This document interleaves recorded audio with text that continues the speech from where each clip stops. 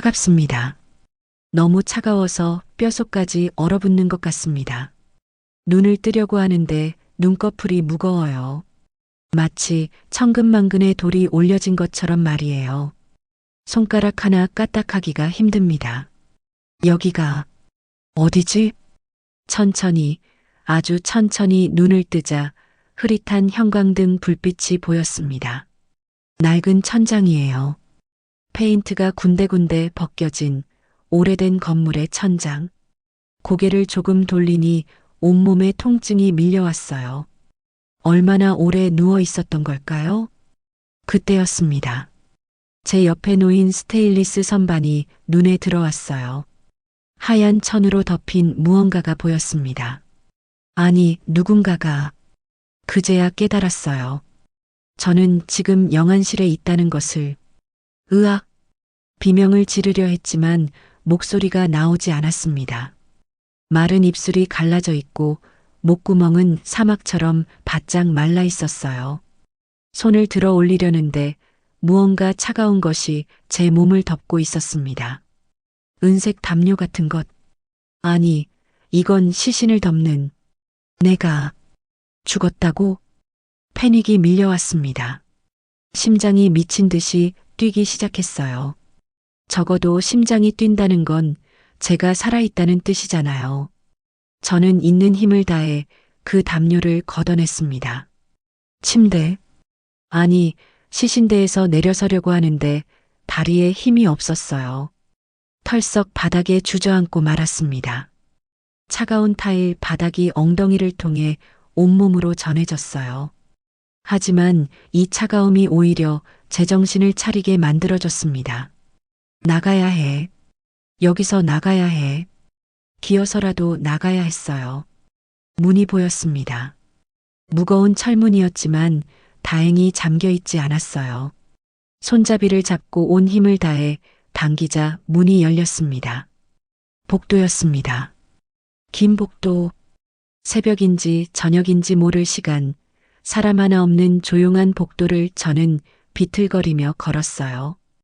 벽을 짚고 한 발 한 발 내디딜 때마다 온몸이 비명을 질렀습니다. 비상구 표시등이 보였어요. 저 문만 나가면. 계단을 내려가는데 다리가 후들후들 떨렸습니다. 난간을 붙잡고 한 계단씩 내려갈 때마다 살았구나. 나는 살아있구나 하는 생각이 들었어요. 1층 출구를 빠져나오자 차가운 바람이 얼굴을 스쳤습니다. 11월의 새벽 공기였어요. 차갑지만 너무나 반가운 공기. 저는 그 공기를 크게 들이마셨습니다. 그런데 건물 정면에 걸린 현수막이 눈에 들어왔어요. 큰 흰색 천에 검은 글씨로 쓰인 문구. 거기엔 제 이름이 적혀 있었습니다. 박영숙님 장례식장. 2024년 11월 15일, 11월 17일 추모공원 1층 101호. 다리에 힘이 쭉 빠졌어요. 그 자리에 주저앉고 말았습니다. 내 장례식이라고요? 나는 여기 살아서 서 있는데 저기엔 내 이름이 적혀 있다고요? 도대체 무슨 일이 일어난 거지? 시간을 거슬러 올라가 봅니다.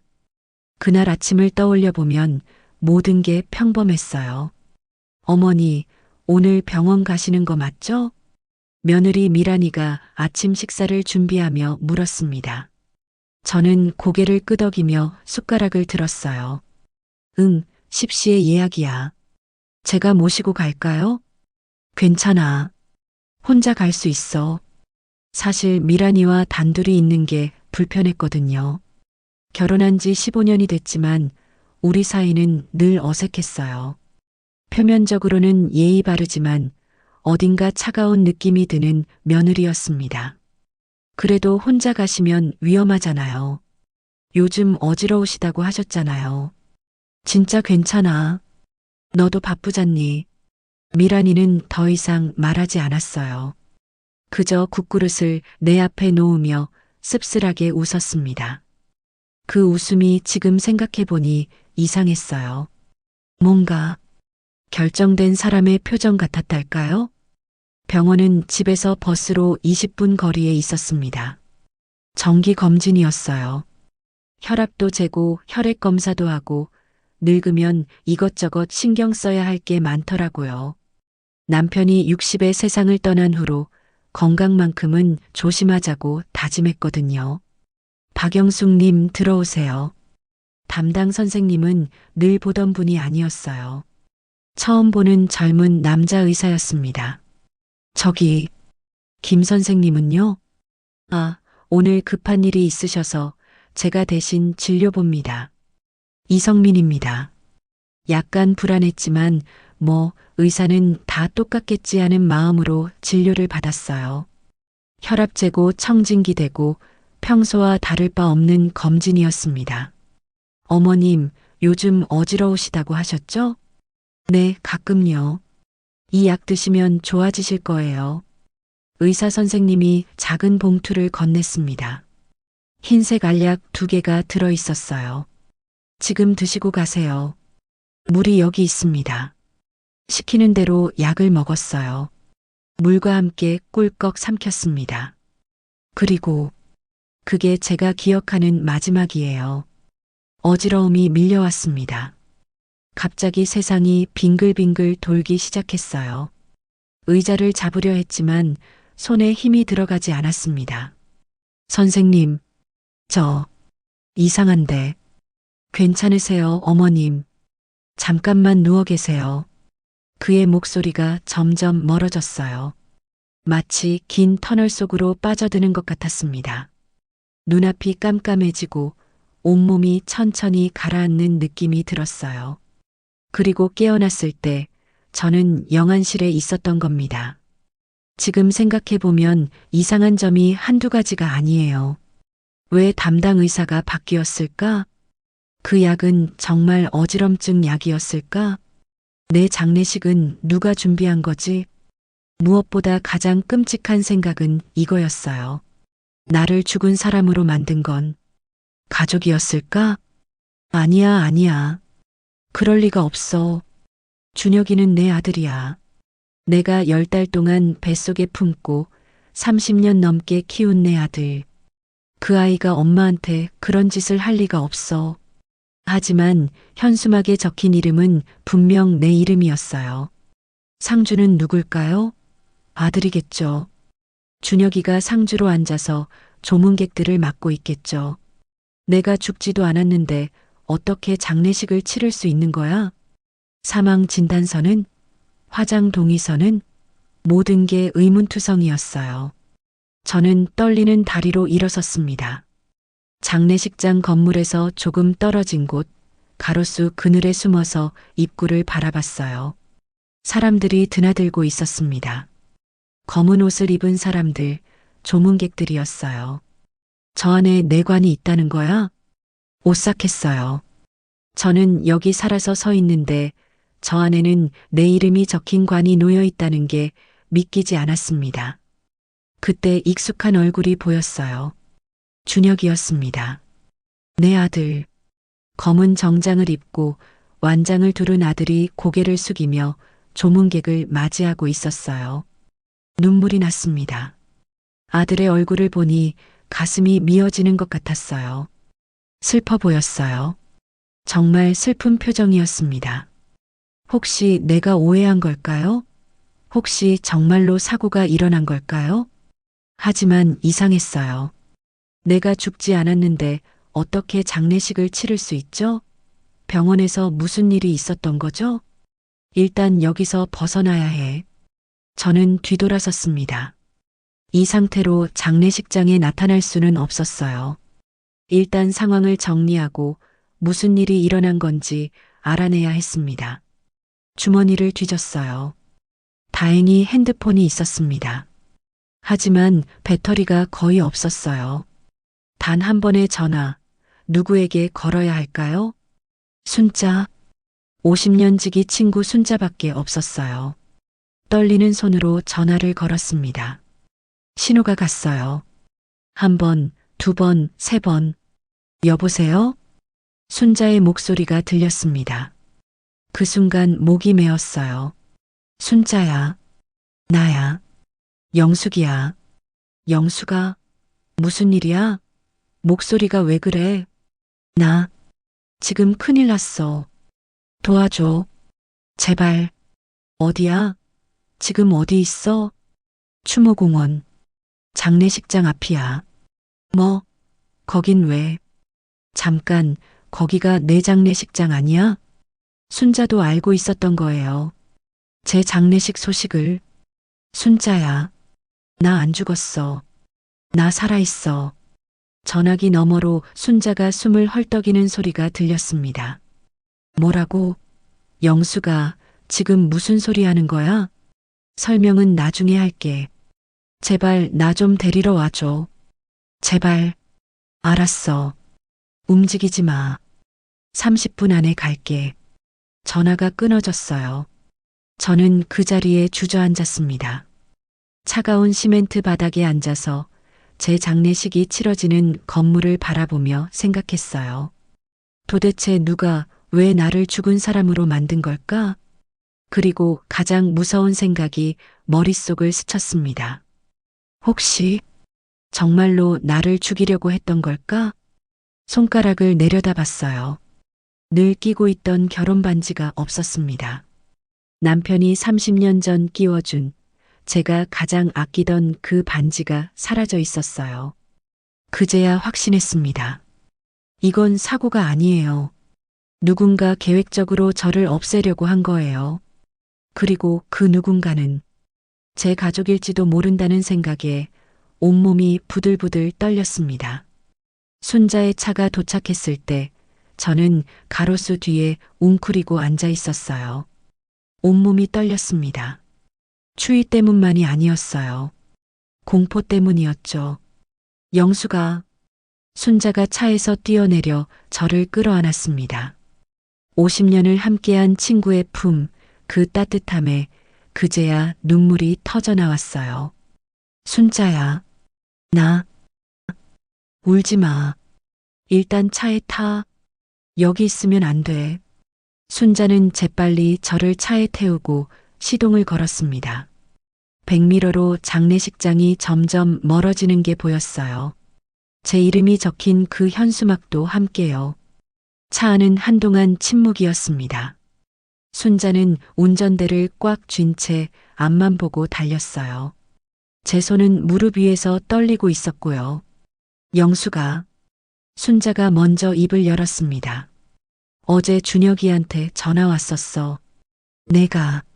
내가 갑자기 돌아가셨다고. 병원에서 검진 받다가 심장마비로 급하게 돌아가셨대. 나 그 소리 듣고 기절할 뻔했어. 어제 통화했을 땐 멀쩡했잖아. 그래요. 어제까지만 해도 저는 멀쩡했어요. 순자와 전화로 수다도 떨고 다음 주에 시장 가서 김장 재료 사자고 약속도 했었죠. 준혁이가 울먹이면서 그러더라. 고모, 저희도 너무 갑작스러워서 어머니가 그렇게 갑자기 가실 줄은. 그래서 나 장례식장 주소 받아놨어. 오늘 조문 가려고 했는데. 순자의 목소리가 떨렸어요. 근데 내가 살아서 전화를 하다니. 도대체 무슨 일이 있었던 거야? 저는 떨리는 목소리로 지난 몇 시간을 이야기했습니다. 병원 진료실, 어지러움, 영안실에서 깨어난 것, 그리고 제 장례식 현수막까지 모든 걸 말하는 동안 순자는 한마디도 하지 않았어요. 그저 핸들을 꽉 쥔 손만 하얗게 변해 있었습니다. 미친 놈들. 순자가 욕을 했어요. 순자가 욕하는 건 처음 봤습니다.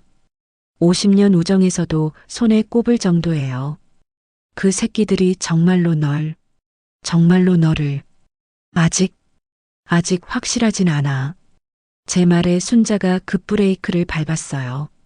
차가 멈춰섰습니다. 순자가 저를 똑바로 쳐다봤어요. 영수가 정신 차려. 내가 지금 영안실에서 깨어났다며? 장례식이 벌써 시작됐다며? 이게 사고겠어? 실수겠어? 하지만 준혁이가 뭐?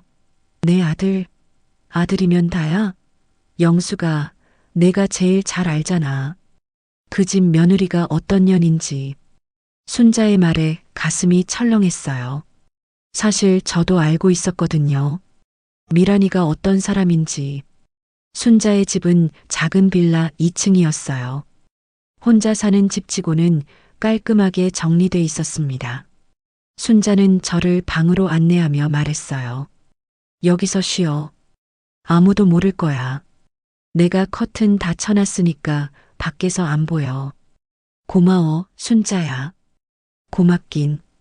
50년 친구 좀 숨겨주는 거지. 근데 영수가. 순자가 진지한 표정으로 저를 봤어요. 앞으로 어떻게 할 거야? 이대로 숨어만 있을 거야? 어떻게 할 거냐고요? 저도 모르겠어요. 머릿속이 하얗게 비어 있었습니다. 일단 생각 좀 해봐야 할 것 같아. 그래. 천천히 생각해. 내가 저녁 차려줄게. 순자가 방을 나가고 저는 침대에 앉았습니다. 작은 방이었어요. 창문 너머로 저녁 해가 지고 있었습니다. 내 장례식이 지금 열리고 있구나. 상상이 안 됐어요. 저 안에 관이 놓여 있고 제 사진이 걸려 있고 아들이 상주로 앉아 있다는 게 문득 손가락이 허전했어요. 결혼 반지가 있어야 할 자리가 비어 있었습니다. 30년 전 남편 재훈이가 끼워준 그 반지. 금방지도 아니고 은반지였어요. 값어치로 따지면 얼마 안 되는 물건이지만 저한텐 세상 그 무엇보다 소중한 것이었죠. 여보, 저도 모르게 중얼거렸어요. 이럴 때 당신이 있었으면 좋겠어. 나 지금 어떻게 해야 할지 모르겠어. 재훈이는 12년 전에 세상을 떠났습니다. 60살, 너무 이른 나이에 암으로. 그때부터 저는 혼자였어요. 아니, 준혁이가 있었죠. 아들이 있었으니까 혼자가 아니었다고 스스로를 달랬습니다. 그런데 그 아들이 지금, 아니야. 저는 고개를 저었어요. 준혁이는 그럴 애가 아니야. 분명 무슨 오해가 있을 거야. 하지만 내 마음 한구석에선 알고 있었어요. 뭔가 잘못됐다는 걸. 지난 5년 동안 계속 느껴왔던 그 이상한 느낌들이 이제야 말이 되기 시작했습니다. 순자가 해준 미역국을 먹으면서 저는 지난 5년을 되짚어 봤어요. 5년 전 저는 20년 동안 운영하던 작은 식당을 정리했습니다. 나이도 있고 몸도 예전 같지 않고 무엇보다 준혁이가 그만하라고 했거든요. 엄마, 이제 좀 쉬어. 내가 다 해결할게. 착한 아들이라고 생각했어요. 효자라고 생각했죠. 그래서 식당 정리하고 받은 돈, 그동안 모아둔 돈 합쳐서 전부 준혁이한테 맡겼습니다. 엄마, 이 돈으로 펀드 좀 들게. 그럼 매달 이자 나올 거야. 준혁이가 서류를 가져왔어요. 복잡한 금융 서류들. 저는 잘 모르니까 아들이 하라는 대로 했죠. 도장 찍고 서명하고. 지금 생각해보니 그게 뭐였을까요? 정말 펀드였을까요? 아니면 3년 전엔 미란이가 이런 말을 했어요. 어머님, 요즘 암 검진 꼭 받으셔야 해요. 조기 발견이 중요하대요. 그래서 받았어요. 온갖 검사를 다 받았습니다. 다행히 이상 없었죠. 그런데 그때도 또 서류가 있었어요. 어머님, 이거 동의서인데요. 검진 결과를 보험회사에 제공하는 거예요. 그래야 보험료가 저렴해진대요. 또 사인했어요. 도장 찍었죠. 미란이가 하라는 대로. 2년 전엔 건강보험이 바뀐다고 했어요. 어머님, 새로 나온 보험이 훨씬 좋대요. 보장 범위도 넓고요. 여기 좀 사인해 주세요. 또 사인했습니다. 그때마다 제대로 읽어봤어야 했어요. 뭘 사인하는 건지, 뭐에 도장 찍는 건지. 하지만 저는 믿었어요. 내 아들을, 내 며느리를. 바보같이. 숟가락을 든 손이 떨렸어요. 내가 정말 바보같이. 영수가. 순자가 제 손을 잡았습니다. 내 잘못이 아니야. 가족을 믿은 게 잘못이야? 그게 당연한 거지. 하지만은 무슨, 잘못한 건 저 나쁜 놈들이야. 너 말고. 순자의 따뜻한 손, 그 손을 꽉 잡으니까 조금 힘이 났어요. 순자야. 응? 내가 장례식장에 가봐야 할 것 같아. 뭐, 미쳤어? 들키면 어떡하려고? 확인하고 싶어? 내 눈으로 직접 봐야겠어. 준혁이가 정말로 말을 잊지 못했어요. 준혁이가 정말로 나를 죽인 걸로 만들었는지 그걸 확인하고 싶었습니다. 위험해, 영수가. 알아. 하지만 가만히 있을 수가 없어. 내 장례식이 지금 열리고 있다는데 어떻게 가만히 있어? 순자가 한숨을 쉬었어요. 알았어. 그럼 내가 같이 갈게. 절대 혼자 가면 안 돼. 밤 9시 우리는 장례식장 근처에 도착했습니다. 순자가 빌려온 모자와 마스크로 얼굴을 가렸어요. 11월 밤이라 춥다는 핑계로 목도리까지 둘렀습니다. 조심해. 사람들 많으니까 들키지 마. 순자의 당부를 듣고 저는 장례식장 건물로 들어갔어요. 1층 로비는 조문객들로 북적였습니다. 모두 검은 옷을 입고 무거운 표정을 짓고 있었어요. 101호. 제 장례식이 열리는 곳이었습니다. 문 앞에 섰을 때 다리가 떨렸어요. 저 안에 뭐가 있을까요? 정말로 내 관이 있을까요? 내 사진이 걸려 있을까요? 조문객들 틈에 섞여서 안으로 들어갔습니다. 그리고 봤어요. 제 사진이 걸려 있었습니다. 흰 국화로 장식된 제단 한가운데 웃고 있는 제 얼굴이 액자 속에 있었어요. 3년 전 손녀 서연이 생일 때 찍은 사진이었습니다. 그 아래엔 검은 관이 놓여 있었어요. 저 안에 뭐가 들어 있을까요? 누가 들어 있을까요? 가슴이 미어지는 것 같았습니다. 그때 목소리가 들렸어요. 고인의 명복을 빕니다. 조문객이 절을 하고 있었어요. 그 앞에 앉은 사람, 준혁이었습니다. 내 아들이 상주로 앉아서 조문객들에게 절을 받고 있었어요. 얼굴이 굳어 있었습니다. 눈이 충혈돼 보였고요. 울었구나. 준혁이가 울었어. 그 모습을 보니 가슴이 아팠어요. 혹시 내가 오해한 걸까요? 혹시 정말로 사고였을까요? 그때 미란이가 나타났습니다. 검은 상복을 입고 머리를 단정하게 넘긴 며느리. 조문객에게 고개를 숙이며 인사하고 있었어요. 그런데 이상했어요. 미란이는 울지 않았습니다. 눈이 충혈되지도 않았어요. 표정은 오히려 차분했습니다. 마치 해야 할 일을 하고 있는 사람처럼. 조문객이 물러가고 잠시 조용해진 순간이었어요. 미란이가 준혁에게 다가가 작은 목소리로 말했습니다. 여보, 물 좀 마셔요. 계속 앉아만 있으면 힘들어. 응. 준혁이 일어서려는데 미란이가 팔을 잡았어요. 잠깐만. 저기 아는 사람 오네. 아까 그 사람 보험회사 사람 같던데? 제 심장이 쿵 내려앉았어요. 보험회사? 두 사람이 로비 쪽으로 나가는 게 보였습니다. 저는 몰래 뒤따라갔어요. 건물 뒤편 사람이 없는 복도에서 그들이 멈춰 섰습니다. 저는 복도 모퉁이에 숨어서 귀를 기울였어요. 보험금은 언제쯤 나올까요? 미란이의 목소리였습니다. 차갑고 계산적인 목소리. 서류상으론 문제 없습니다. 일주일 내로 처리될 겁니다. 남자의 목소리가 들렸어요. 5억. 5억이면 우리 빚 다 갚을 수 있어. 준혁이었습니다. 내 아들의 목소리. 다 갚고도 남아. 그동안 얼마나 고생했는데. 이제 새 출발할 수 있어. 그래도 어머니가 뭐? 이미 끝난 일이야. 후회해봤자 소용없어.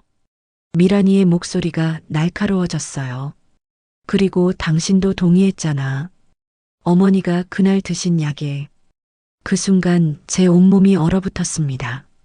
그날 드신 약에 뭐가 들어 있었다는 걸까요? 알아. 그냥 가슴이 아파서. 가슴 아파하지 마. 우리가 살아야 애들도 살아. 알지? 응. 두 사람이 다시 안으로 들어갔어요. 저는 그 자리에 굳어서 서 있었습니다. 보험금 5억. 그날 드신 약. 모든 게 계획이었어요. 처음부터 끝까지 나를 죽이려고 한 거예요. 정말로. 그것도 내 아들이. 눈물이 나왔어요. 하지만 소리내어 울 수가 없었습니다. 입을 막고 숨죽여 울었어요. 준혁아, 내가 뭘 잘못했니? 내가 널 어떻게 키웠는데? 그때 누군가 제 어깨를 잡았습니다. 순자였어요. 영수가, 나가자. 빨리. 순자가 저를 끌고 밖으로 나왔어요.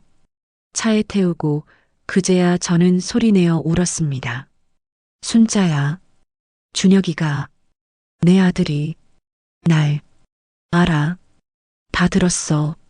나도 뒤에서 듣고 있었어. 순자도 울고 있었어요. 제 등을 쓰다듬으며 함께 울어줬습니다. 차 창밖으로 장례식장 건물이 보였어요. 불이 켜진 창문들. 그 안에서 제 장례식이 계속되고 있었습니다. 관 속엔 누가 들어있을까요? 아니면 비어 있을까요?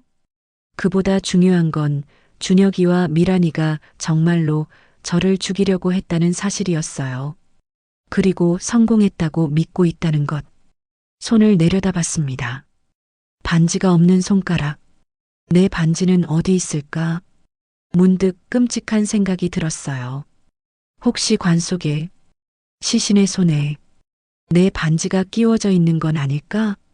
아니면 미란이가 가져간 걸까? 순자야. 응? 나 복수하고 싶어. 제 목소리는 떨리지 않았어요. 이제 더 이상 슬프지 않았습니다.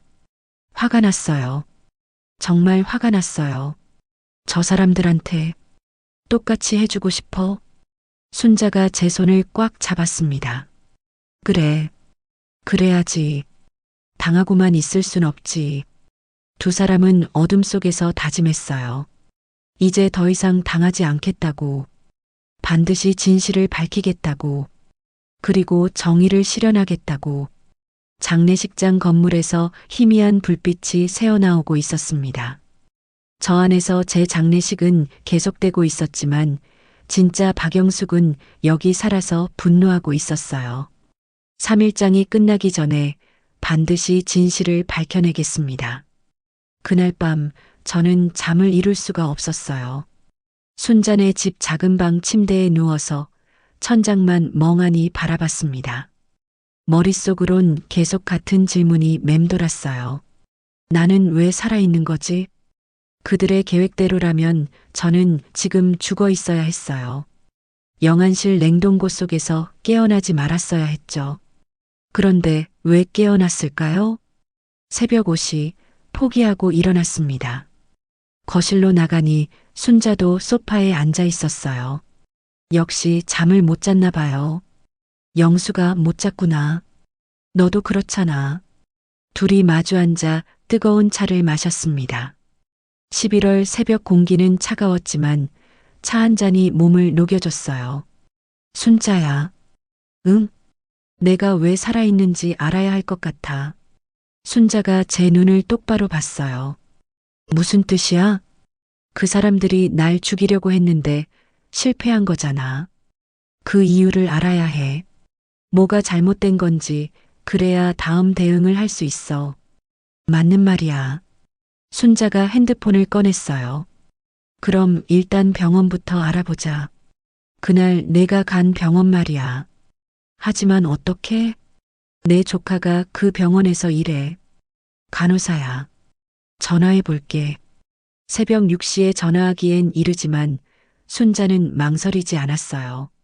전화를 걸고 한참을 기다리더니 통화가 연결됐습니다. 민정아, 이모야. 응, 미안해 이른 시간에. 근데 급한 일이 있어서 그러는데. 순자가 조카 민정이에게 제 상황을 설명했어요. 물론 제가 죽었다고 말하진 않고 병원 기록을 확인해야 한다고만 했죠. 박영숙, 72세. 응, 11월 14일. 알겠어. 확인해봐줘. 한참을 기다렸어요. 그 시간이 얼마나 길게 느껴지던지 손톱을 물어뜯으며 초조하게 기다렸습니다. 응? 뭐라고? 정말? 알았어. 고마워. 순자가 전화를 끊었어요. 표정이 심각했습니다. 영수가, 뭐래? 내 기록이 2개야. 2개? 응. 하나는 정상 진료 기록. 혈압 검사하고 정기 검진 받은 거. 그게 오전 10시 20분에 기록되어 있어. 그럼 또 하나는 오후 2시 35분. 응급실 기록이야. 심장마비로 사망. 가슴이 철렁했어요. 그런데 이상한 게 순자가 계속 말을 이었어요. 정상 진료를 본 의사는 김태훈 선생. 내가 늘 보던 의사지? 응. 근데 사망 진단서를 쓴 의사는 이성민 새로 온 의사래 3개월 전에. 이성민. 그날 저를 진료했던 바로 그 의사예요. 그리고 더 이상한 건 순자가 목소리를 낮췄어요. 사망 시각이 오후 2시 35분인데 영안실 입고 기록은 오후 1시야. 죽기 1시간 반 전에 이미 영안실에 들어갔다는 거지. 그게 말이 돼? 안 되지. 그러니까 이건 조작된 거야. 처음부터 계획된 거였어. 제 손이 부들부들 떨렸어요. 계획적이었다는 건 알았지만 이렇게 구체적인 증거를 듣고 나니 더 소름 끼쳤습니다. 그럼 그 의사, 이성민이란 사람도 공범이란 얘기네? 그런 것 같아. 민정이 말론 그 의사가 요즘 병원에서 말이 많대. 환자들 몰래 이상한 검사를 추가한다든지. 그럼 그날 나한테 준 약도 말을 잊지 못했어요. 그 약 때문에 의식을 잃었다는 걸 이제 확실히 알게 됐으니까요. 영수가 그런데 정말 중요한 게 있어. 뭔데? 민정이가 그러는데 그날 오후에 화장터 예약이 되어 있었대. 5시에. 화장터? 응. 근데 취소됐대. 급하게. 왜? 그걸 민정이도 모르겠대. 그냥 예약이 취소됐다는 기록만 있어. 화장터 예약이 5시. 제가 영안실에서 깨어난 게 몇 시였을까요? 정확히는 모르겠지만 해가 지기 직전이었으니 4시쯤? 내가 1시간 늦게 깨어났더라면 상상만 해도 끔찍했어요. 화장터에서 깨어났을 수도 있었던 거예요. 아니, 깨어나지도 못하고 그대로. 영수가 괜찮아? 순자가 걱정스럽게 물었어요. 제 얼굴이 새하였나 봅니다. 괜찮아. 계속 말해봐. 화장터 예약이 왜 취소됐대? 그것까지는 모르겠대. 하지만 순자가 잠시 멈췄어요. 혹시 내가 살아있는 걸 알았던 게 아닐까? 그럼 왜 장례식을 계속하는 거야? 그러게. 이상하네. 우리는 다음 행동을 결정해야 했어요. 가만히 숨어만 있을 순 없었습니다. 일단 그 의사부터 찾아야 해. 제가 말했어요. 이성민이란 사람. 그 사람이 핵심이야. 왜 나한테 약을 먹였는지, 누구 지시를 받은 건지 알아내야 해. 하지만 어떻게? 병원에 찾아갈 순 없잖아. 순자 말이 맞았어요. 제가 병원에 나타나면 바로 들통날 테니까요. 그때 순자의 핸드폰이 울렸어요. 민정이에게서 온 문자였습니다. 이모, 이성민 의사 오늘 출근 안 했대요. 병원 측에 사직서 냈다는 얘기도 있어요. 사직서? 순자와 제가 동시에 외쳤어요. 도망친 거야? 그런 것 같은데. 이건 뭔가 더 큰 일이었어요. 의사가 갑자기 사직서를 낸다는 건 뭔가 들킬까봐 두려워한다는 뜻이잖아요. 순자야, 그 의사 주소를 알 수 있을까? 한번 알아볼게. 순자가 다시 민정이에게 전화를 걸었어요. 개인정보라 어렵다고 했지만 민정이가 몰래 알아봐 주겠대요. 그리고 1시간 후 주소가 왔습니다. 서울 외곽의 작은 원룸 주소였어요. 가보자. 지금? 응, 지금. 도망가기 전에. 이성민의 원룸은 낡은 건물 3층에 있었어요. 문 앞에 서니 심장이 두근거렸습니다. 똑똑. 노크를 했지만 대답이 없었어요. 없나 봐. 순자가 말했어요. 하지만 저는 느낌이 이상했어요. 분명 안에 누군가 있는 것 같았어요. 이성민 씨, 저 박영숙입니다. 11월 14일에 선생님 진료실에 갔던 환자요. 문 뒤에서 뭔가 떨어지는 소리가 들렸어요. 이성민 씨, 문 좀 열어주세요. 이야기 좀 해야겠어요. 잠시 침묵이 흐른 뒤 문이 살짝 열렸습니다. 체인이 걸린 채로요. 틈 사이로 보이는 얼굴. 그날 저를 진료했던 바로 그 의사였어요. 하지만 모습이 완전히 달랐습니다. 수염은 자라 있고 눈은 충혈되어 있고 옷도 구겨져 있었어요. 당신 죽었어야 하는데.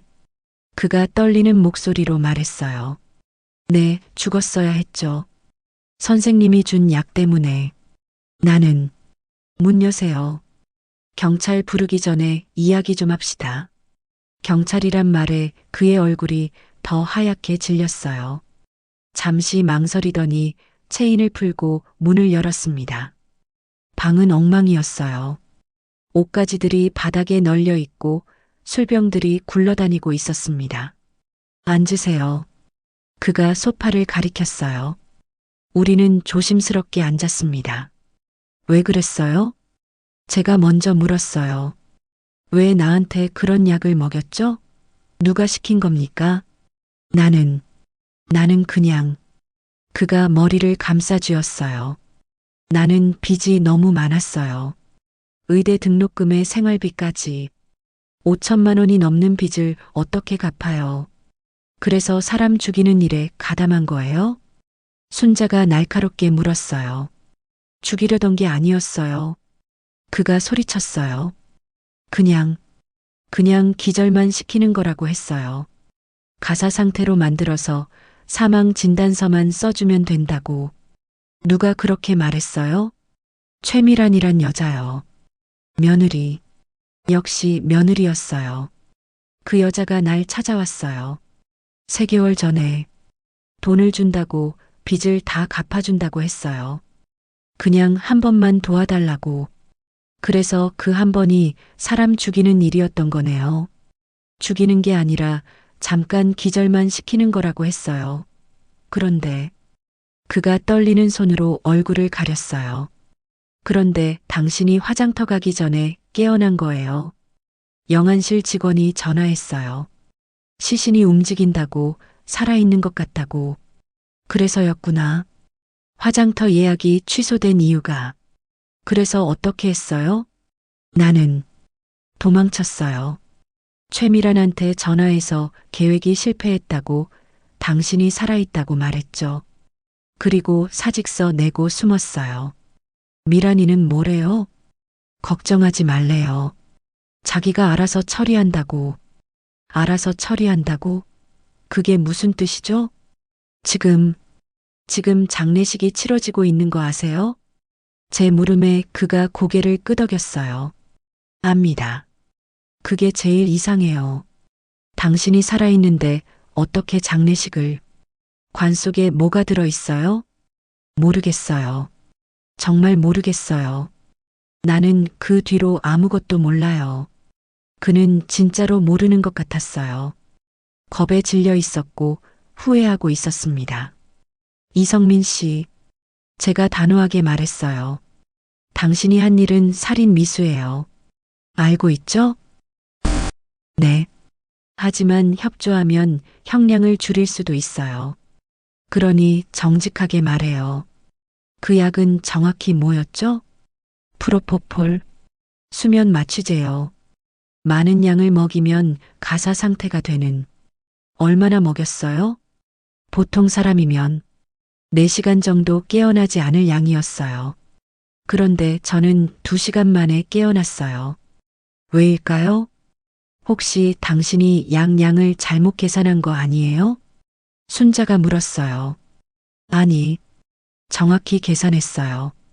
그런데 그가 뭔가 떠오른 듯 말했어요. 할머니, 혹시 평소에 수면제 같은 거 드셨어요? 아니요, 그런 건 안 먹어요. 술은요? 가끔, 소주 한 잔 정도? 그것도 아닌데, 이상하네요. 분명 충분한 양이었는데, 뭐가 이상한데요? 내성이 있거나 대사가 빠른 사람이 아니면 그렇게 빨리 깨어날 수 없어요. 순자와 제가 서로를 봤어요. 그럼 어떻게 된 거죠? 그도 고개를 저었어요. 모르겠어요. 의학적으로 설명이 안 돼요. 어쩌면 뭐요? 어쩌면 할머니한테 특별한 뭔가가 있는 건지도 모르죠. 운명이라고 해야 하나. 저는 죽지 않을 운명이었던 걸까요? 원룸을 나오면서 저는 제 손가락을 봤어요. 여전히 반지가 없었습니다. 순자야. 응? 내 반지 찾고 싶어. 그 결혼 반지. 응? 재훈이가 준. 그게 어디 있는지 알아내고 싶어. 순자가 제 손을 꽉 잡았어요. 찾을 수 있어. 반드시 찾을 거야. 그날 오후 우리는 장례식장 근처로 돌아왔어요. 이번엔 더 조심스럽게, 더 계획적으로 주차장에 차를 세우고 망원경으로 입구를 지켜봤습니다. 조문객들이 드나들고 준혁이와 미란이가 계속 인사를 하고 있었어요. 영수가 저기 봐. 순자가 가리킨 곳을 보니 낯선 남자 한 명이 장례식장으로 들어가고 있었어요. 정장 차림에 서류 가방을 든 남자. 누구지? 모르겠어. 하지만 조문객 같지는 않은데. 그 남자는 한참 동안 안에 있다가 나왔어요. 그리고 주차장에서 차에 타기 전에 뭔가를 수첩에 적고 있었습니다. 뭔가 수상해. 순자 말이 맞았어요. 뭔가 이상했어요. 그때 제 핸드폰이 울렸어요. 민정이에게서 온 문자였습니다. 이모, 오늘 오전에 보험회사 사람이 병원에 왔었대요. 박영숙 할머니 사망 건 조사한다고요. 보험회사? 순자야, 이거 봐. 순자가 문자를 읽고 고개를 끄덕였어요. 아까 그 남자, 보험회사 사람인가 봐. 보험회사에서 조사를 나온 거예요. 5억이라는 큰 돈이니까 당연히 확인하겠죠. 그런데 이게 우리한테 기회가 될 수도 있을 것 같았어요. 순자야. 응? 저 사람한테 말해야 할 것 같아. 내가 살아있다는 걸. 위험하지 않아? 위험하지. 하지만 혼자서는 못해. 도와줄 사람이 필요해. 순자가 한참 생각하더니 고개를 끄덕였어요. 그래. 어차피 이대로 숨어만 있을 순 없잖아. 우리는 그 남자의 차를 따라갔어요. 어디로 가는지, 누구인지 확인하기 위해서. 그리고 그것이 모든 것을 바꾸는 시작점이 될 줄은 그때는 몰랐습니다. 차는 시내의 한 건물 앞에 멈춰 섰어요. 건물 간판을 보니 보험 특별조사팀이라고 적혀 있었습니다. 특별조사팀. 제 심장이 두근거렸어요. 이제 정말 시작이구나. 더 이상 숨어 있지 않을 거예요.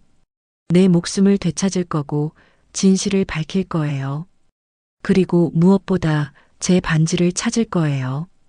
30년 전 재훈이가 끼워준 우리 사랑의 증표를. 그게 어디에 있든 누가 가져갔든 반드시 되찾을 겁니다. 보험회사 건물 앞에서 한참을 망설였어요. 정말로 들어가야 할까요? 저 안에 있는 사람을 믿어도 될까요? 영수가 괜찮아? 순자가 제 팔을 잡았어요. 떨고 있어. 무서워. 만약 저 사람도 그들 편이면 어떡해? 그럴 리 없어. 보험회사는 보험금 안 주려고 더 열심히 조사하잖아. 우리 편일 거야. 순자 말이 맞았어요. 5억이라는 큰 돈, 보험회사가 그냥 줄 리 없죠.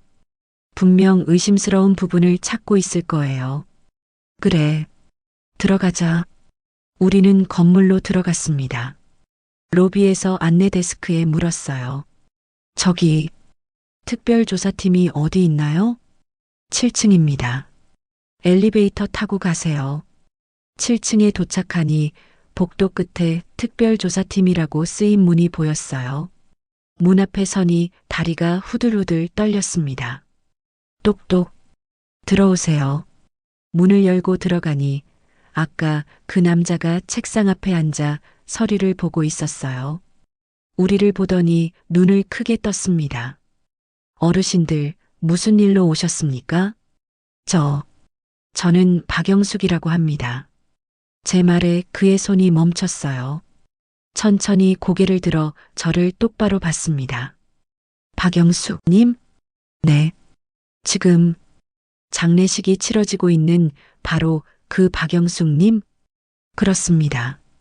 그가 천천히 일어났어요. 얼굴이 새하얘졌습니다. 이게 무슨... 앉으시죠. 설명드릴게요. 순자가 의자를 권했어요. 그는 비틀거리며 의자에 앉았습니다. 완전히 충격받은 표정이었어요. 할머니, 지금 장례식장에 제 장례식이 열리고 있다는 거 압니다. 하지만 보시다시피 저는 살아있어요. 저는 지난 이틀간의 일을 차근차근 설명했어요.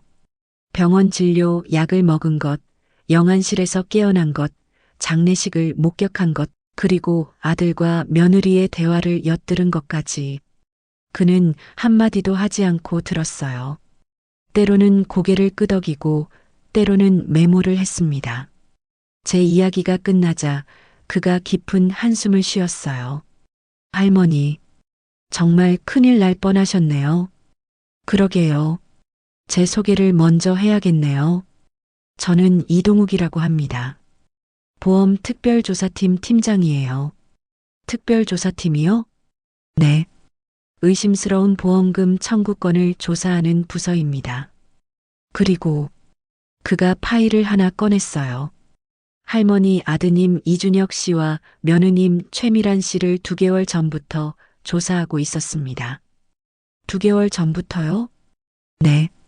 사실 할머니 명의로 생명보험이 가입된 게 2년 전인데 그게 처음부터 이상했거든요. 이동욱 씨가 서류를 펼쳐 보여줬어요. 보세요. 72세에 5억짜리 생명보험. 일반적이지 않습니다. 보험료도 엄청나게 비쌌을 텐데. 얼마나요? 월 150만 원입니다. 뭐요? 150만 원? 저는 그런 보험이 있는 줄도 몰랐어요. 월 150만 원이라니 2년이면 3,600만 원이잖아요. 누가 그 돈을 낸 거죠? 이준혁 씨입니다.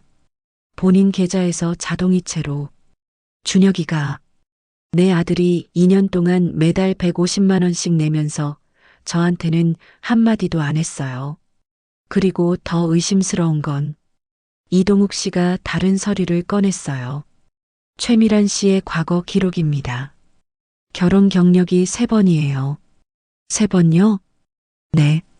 그리고 놀라운 건 이전 남편 2명이 모두 결혼 2년 안에 사망했습니다. 순자가 헉소리를 냈어요.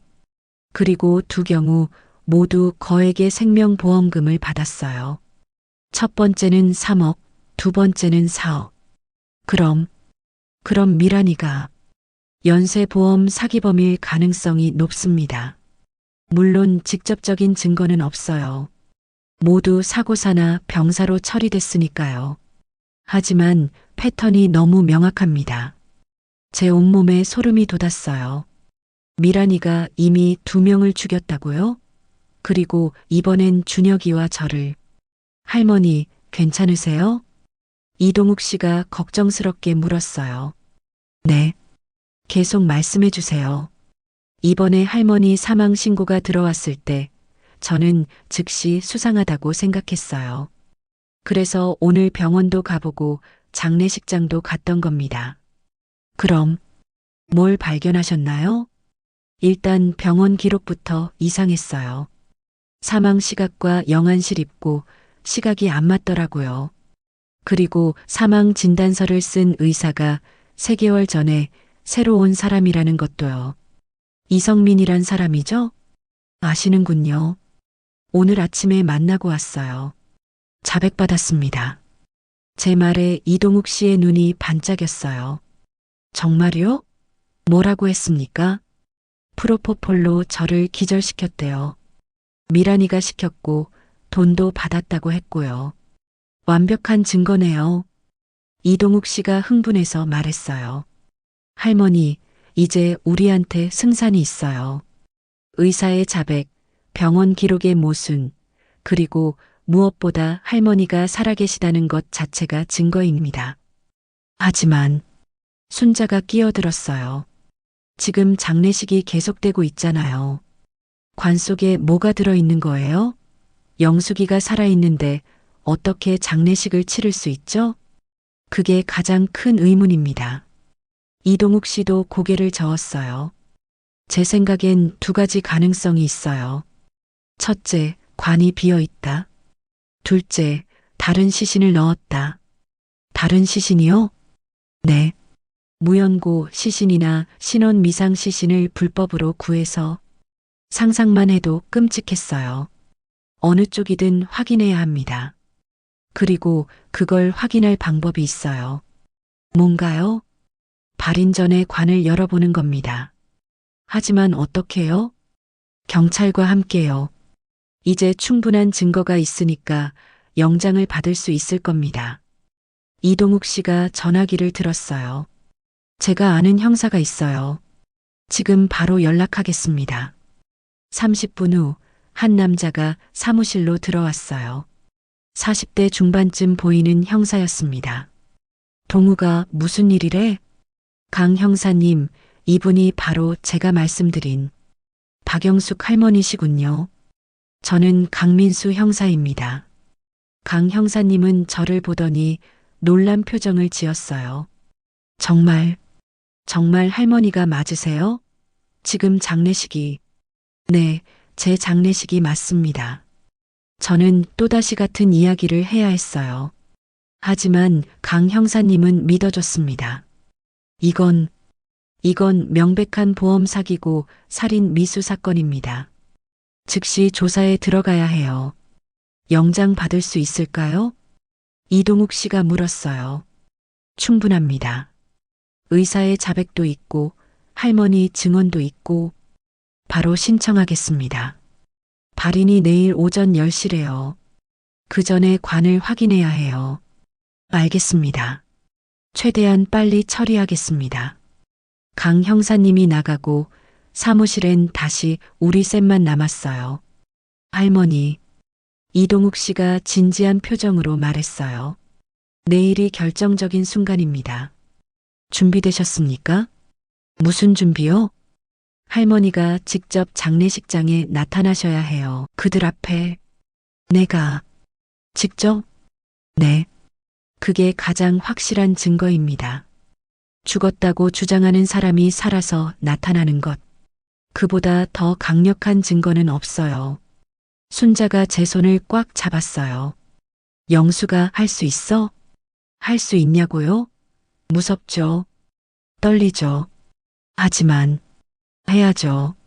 내 인생인데 내가 나서야죠. 이동욱 씨가 미소 지었어요. 용감하십니다, 할머니. 용감한 게 아니라 화가 나서 그래요. 아들한테, 며느리한테, 이 모든 상황에 정말 화가 났어요. 제 인생이 이렇게 무너지는 걸 가만히 보고만 있을 수 없었습니다. 이동욱 씨, 네, 할머니. 혹시 제 반지 얘기 들으셨어요? 반지요? 결혼 반지요. 제가 깨어났을 때 없어졌어요. 30년을 끼고 다녔는데 이동욱 씨가 뭔가 생각에 잠겼어요. 혹시 그 반지가 중요한 겁니까? 네. 제게는 세상에서 제일 중요한 거예요. 그럼 찾아드려야겠네요. 제가 알아보겠습니다. 고맙습니다.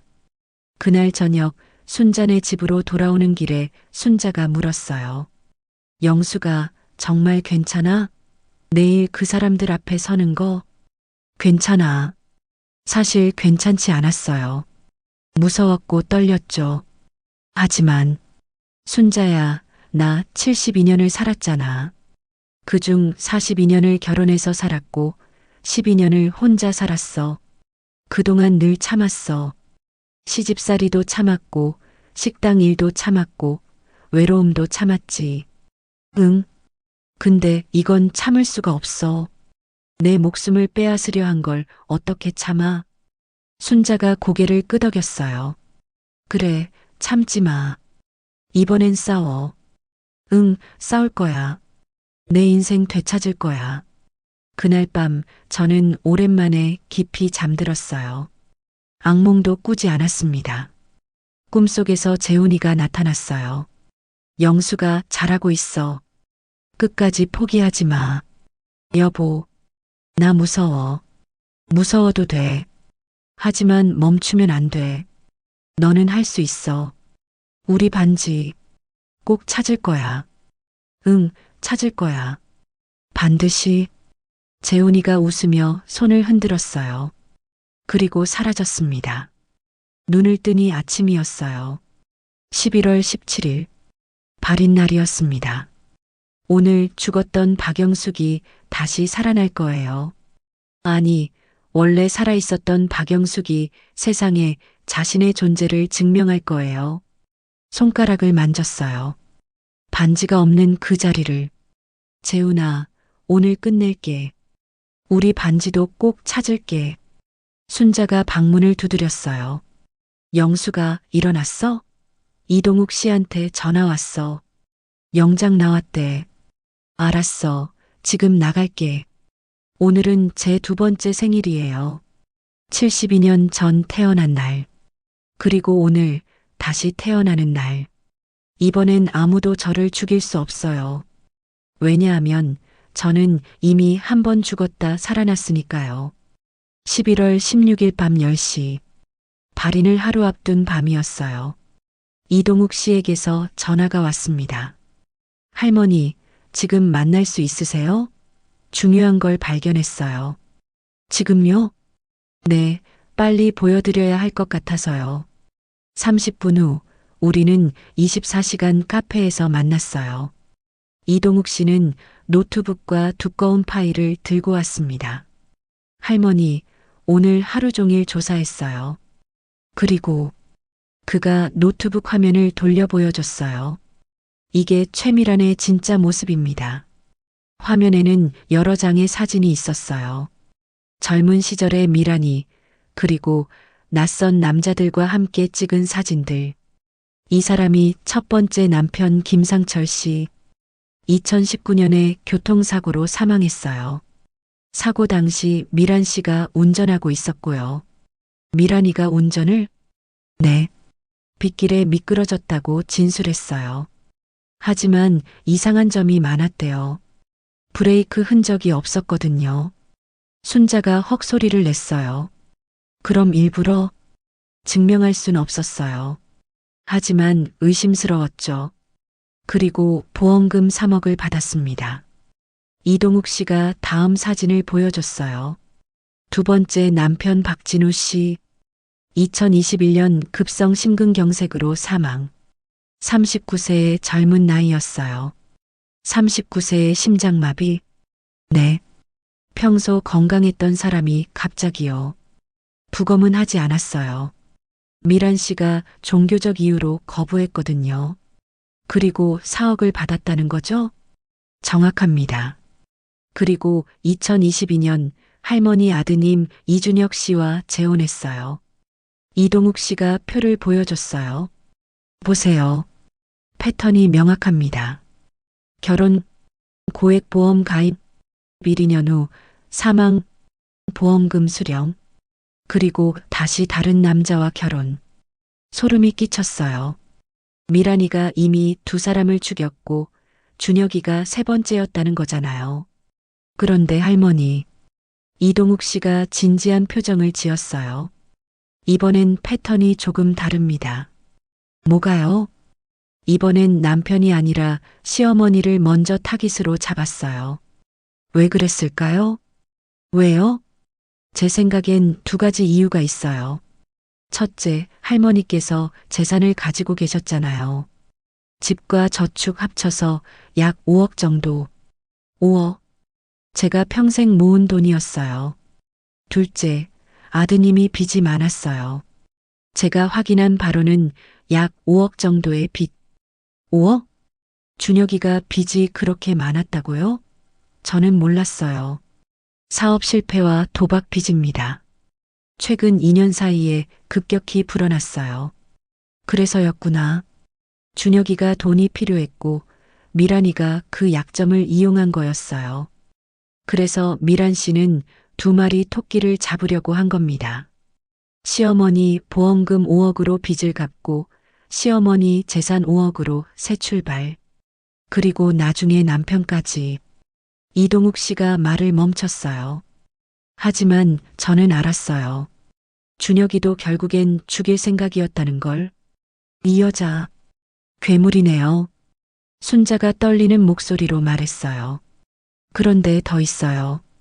이동욱 씨가 다른 파일을 꺼냈어요. 미란 씨 혼자 이런 일을 할 순 없어요. 도와주는 사람들이 있습니다. 누구요? 일단 이성민 의사. 이건 할머니께서 확인하셨죠. 그리고 그가 사진 한 장을 보여줬어요. 50대쯤 되어 보이는 남자였어요. 영안실 담당자 최기철. 이 사람이 할머니를 냉동고에 넣은 사람입니다. 제 온몸이 얼어붙었어요. 이 사람도 돈을 받았어요. 1천만 원. 그리고 한 가지 더.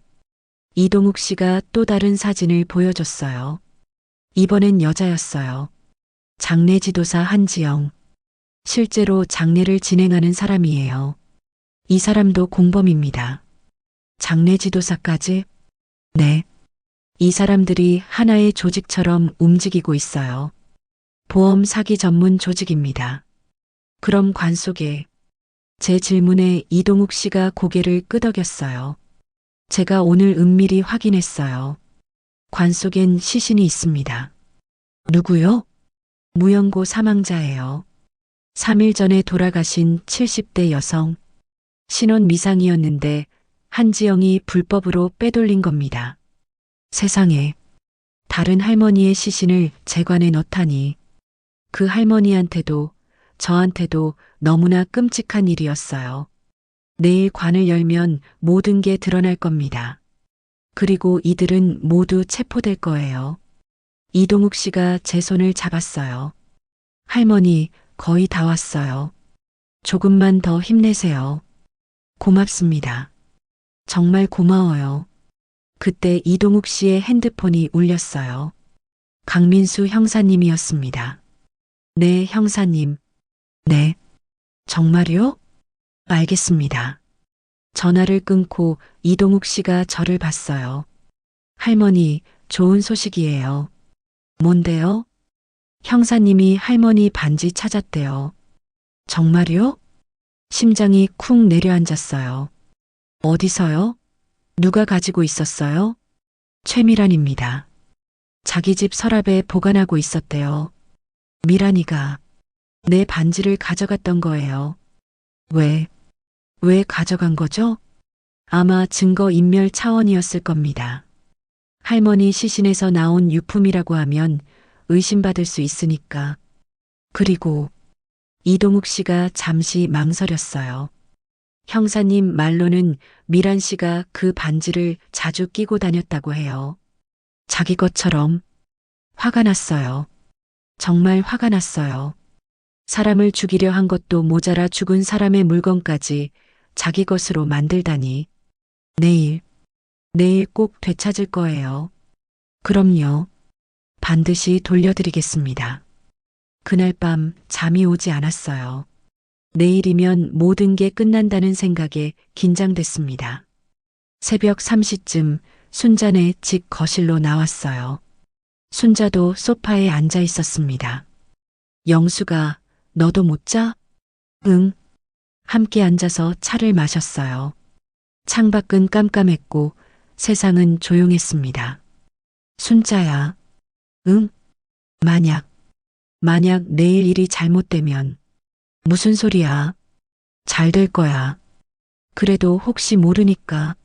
만약 내가 진짜로 죽게 되면. 순자가 제 손을 꽉 잡았어요.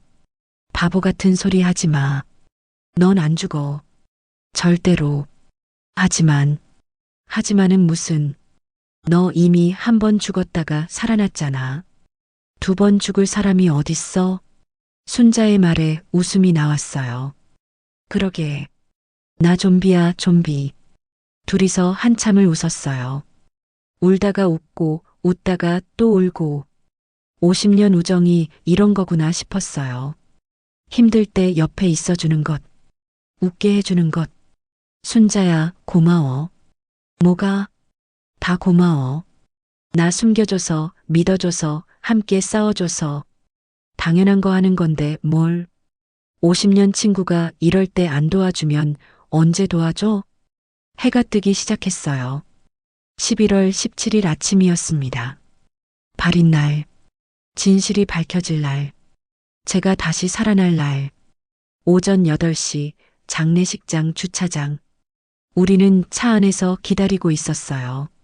이동욱 씨와 강민수 형사님, 그리고 경찰 2명이 더 있었습니다.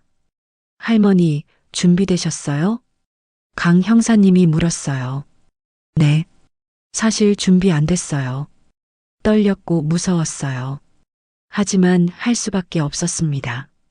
그럼 들어갑시다. 발인 시간이 10시니까 9시 30분쯤 관을 열겠습니다. 우리는 차에서 내렸어요. 저는 여전히 모자와 마스크로 얼굴을 가렸습니다. 장례식장 로비는 벌써 사람들로 북적였어요. 마지막 조문을 하러 온 사람들이었죠. 101호로 들어갔어요. 제 영정 사진이 여전히 거기 있었습니다. 웃고 있는 제 얼굴, 그리고 그 아래 검은 관. 관 앞에 준혁이가 앉아 있었어요. 상주복을 입고 피곤한 표정으로. 옆에는 미란이가 있었고요. 저 여자가 내 반지를 끼고 다녔다고? 미란이의 손을 봤어요. 반지는 보이지 않았습니다. 아마 오늘은 안 낀 것 같았어요. 저기요. 강 형사님이 앞으로 나섰어요. 경찰입니다. 잠깐 말씀 좀 나눌 수 있을까요? 준혁이가 놀란 표정으로 일어났어요. 경찰이요? 무슨. 이준혁 씨와 최미란 씨 맞으시죠? 네, 그런데 무슨 일로? 박영숙 씨의 사망건에 대해 조사하고 있습니다. 몇 가지 의문점이 있어서요. 미란이의 얼굴이 굳어졌어요. 의문점이요? 무슨. 일단 관을 확인해야겠습니다. 영장 있습니다. 강 형사님이 영장을 보여줬어요. 뭐라고요? 관을요? 준혁이가 당황해서 말했어요. 안 됩니다. 어머니를 그렇게 할 순 없어요. 죄송합니다만 법적 절차입니다. 협조해 주시기 바랍니다. 경찰들이 관 쪽으로 다가갔어요. 장례지도사 한지영이 막아섰습니다. 잠깐만요. 이건 고인에 대한 모독이에요. 한지영 씨, 당신도 조사 대상입니다. 비켜주세요. 한지영의 얼굴이 새하얗게 질렸어요. 로비에 있던 조문객들이 몰려들기 시작했어요. 무슨 일인가 싶어서요. 지금 뭐 하는 거예요? 관을 연다고? 세상에. 웅성거림 속에서 경찰이 관 뚜껑을 열었습니다. 그리고 그 안에는 수의를 입은 노인의 시신이 있었어요. 하지만 제가 아니었습니다. 전혀 다른 사람이었어요. 이게 뭡니까? 강 형사님이 준혁이를 봤어요. 이 사람이 당신 어머니 박영숙 씨입니까? 나는. 준혁이가 말을 잇지 못했어요. 저는 얼굴을 보지 못했어요. 화장하기 전이라 관을 열지 말라고 해서 미란이가 대신 대답했어요. 하지만 목소리가 떨리고 있었습니다. 그럼 이 시신이 누구인지 확인도 안 하고 장례를 치렀다는 말입니까? 병원에서 사망 진단서를 받았으니까 그 사망 진단서가 조작된 겁니다. 강 형사님이 서류를 꺼냈어요. 이성민 의사의 자백을 받았습니다. 박영숙 씨를 기절시키고 허위 사망 진단서를 작성했다고요. 뭐라고요? 준혁이가 비틀거렸어요. 그리고 최미란 씨, 강 형사님이 미란이를 똑바로 봤어요. 당신은 박영숙 씨를 살해하려 한 혐의, 그리고 보험 사기 혐의로 체포됩니다. 아니에요. 저는 아무것도. 그때였어요. 저는 모자와 마스크를 벗었습니다. 그리고 천천히 앞으로 걸어 나갔어요. 준혁아. 내 목소리에 준혁이가 돌아봤어요. 그리고 얼굴이 새하얗게 질렸습니다. 어머니? 그래, 나야. 내 엄마. 준혁이의 다리에서 힘이 빠져 주저앉았어요. 미란이는 뒷걸음질 쳤습니다. 마치 귀신을 본 것처럼. 안 돼. 죽었어야 하는데. 당신 죽었어야 한다고. 조문객들이 웅성거렸어요. 저분이 박영숙 할머니? 살아계신 거야? 그럼 저관 속은 누구? 저는 미란이에게 다가갔어요. 미란아, 오지 마. 내 반지 어디 있니? 반지, 내 결혼 반지. 내가 가져간 거 알아. 미란이가 손을 뒤로 숨겼어요. 모르는 소리. 최미란 씨, 강 형사님이 다가왔어요. 수색 영장도 있습니다. 협조하시겠습니까? 미란이의 어깨가 푹 꺼졌어요. 그리고 천천히 손을 내밀었습니다. 그 손에 제 반지가 끼워져 있었어요. 30년 전 재훈이가 끼워준 바로 그 은반지가. 제 반지를 보는 순간 모든 게 현실로 다가왔어요. 30년 동안 제 손가락에 있던 그 반지가 미란이 손에 끼워져 있다니. 그것도 제가 죽었다고 믿으며 당당하게 끼고 다녔다니. 내놔. 제가 손을 내밀었어요. 지금 당장 내놔. 미란이가 뒷걸음질 쳤습니다. 하지만 뒤엔 경찰이 있었어요. 갈 곳이 없었죠. 최미란 씨 협조하시죠. 강 형사님이 다가갔어요. 미란이는 마지막으로 반지를 내려다보더니 천천히 빼서 제 손에 놓았습니다. 차가웠어요. 제 손에서 벗어나 있던 시간만큼 차갑게 느껴졌습니다. 하지만 그래도 돌아왔어요. 제게로. 재훈아. 반지를 끼우며 중얼거렸어요. 내가 지켰어. 우리 반지. 그때 미란이가 웃었어요. 갑자기 이상하게. 하하. 소름 끼치는 웃음이었어요. 뭐가 좋다고 그래요? 반지 하나 찾았다고? 미란아, 입 닥쳐. 준혁이가 미란이를 말렸어요. 하지만 미란이는 멈추지 않았습니다. 닥치긴 왜 닥쳐요? 이제 다 끝났는데. 할 말 다 할 거예요. 미란아, 제발. 할머니. 미란이가 저를 똑바로 봤어요. 눈에 광기가 어려 있었습니다. 축하해요. 살아남으셨네요. 근데 그게 뭐 대수예요? 이제 뭐 하시게요? 뭐라고? 가족 다 잃었잖아요. 아들은 공범으로 잡혀갈 거고 손주들은 할머니 쳐다보지도 않을 거예요. 사라는 남았지만 혼자예요. 완전히 혼자. 미란이 말이 가슴에 비수처럼 박혔어요. 입 닥쳐. 순자가 소리쳤어요. 내가 무슨 권리로 그런 말을 해? 권리요? 웃기네.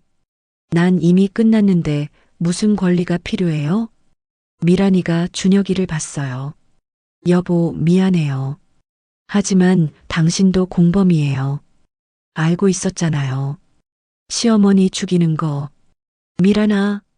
준혁이의 얼굴이 하얗게 질렸어요. 왜요? 사실인데. 당신이 먼저 말했잖아요. 엄마 보험금으로 빚 갚자고. 그게 시작이었어요. 나는 그냥 뭐요? 당신도 원했어요. 시어머니가 없어지길. 그래야 재산도 받고 편해지니까. 조문객들이 웅성거리기 시작했어요. 세상에, 아들이 어머니를, 저런 며느리를 봤나. 저는 준혁이를 봤어요. 내 아들, 제가 평생을 바쳐 키운 아들. 준혁아, 엄마. 준혁이가 무릎을 꿇었어요. 그대로 바닥에 주저앉았습니다. 엄마, 미안해. 정말 미안해. 눈물이 주르륵 흘러내렸어요. 48세 중년 남자가 어린아이처럼 울고 있었습니다. 나는 정말로 뭐? 제가 물었어요. 목소리는 의외로 차분했습니다. 정말로 어쩔 수 없었다고 말하려고? 빚 때문에 어쩔 수 없었다고? 엄마, 준혁아, 내가 힘들면 엄마한테 말했어야지. 내가 도와줬을 거 아니야. 내가 가진 거 다 줬을 거 아니야. 알아. 그래서 더 미안해. 미안하다고 다야?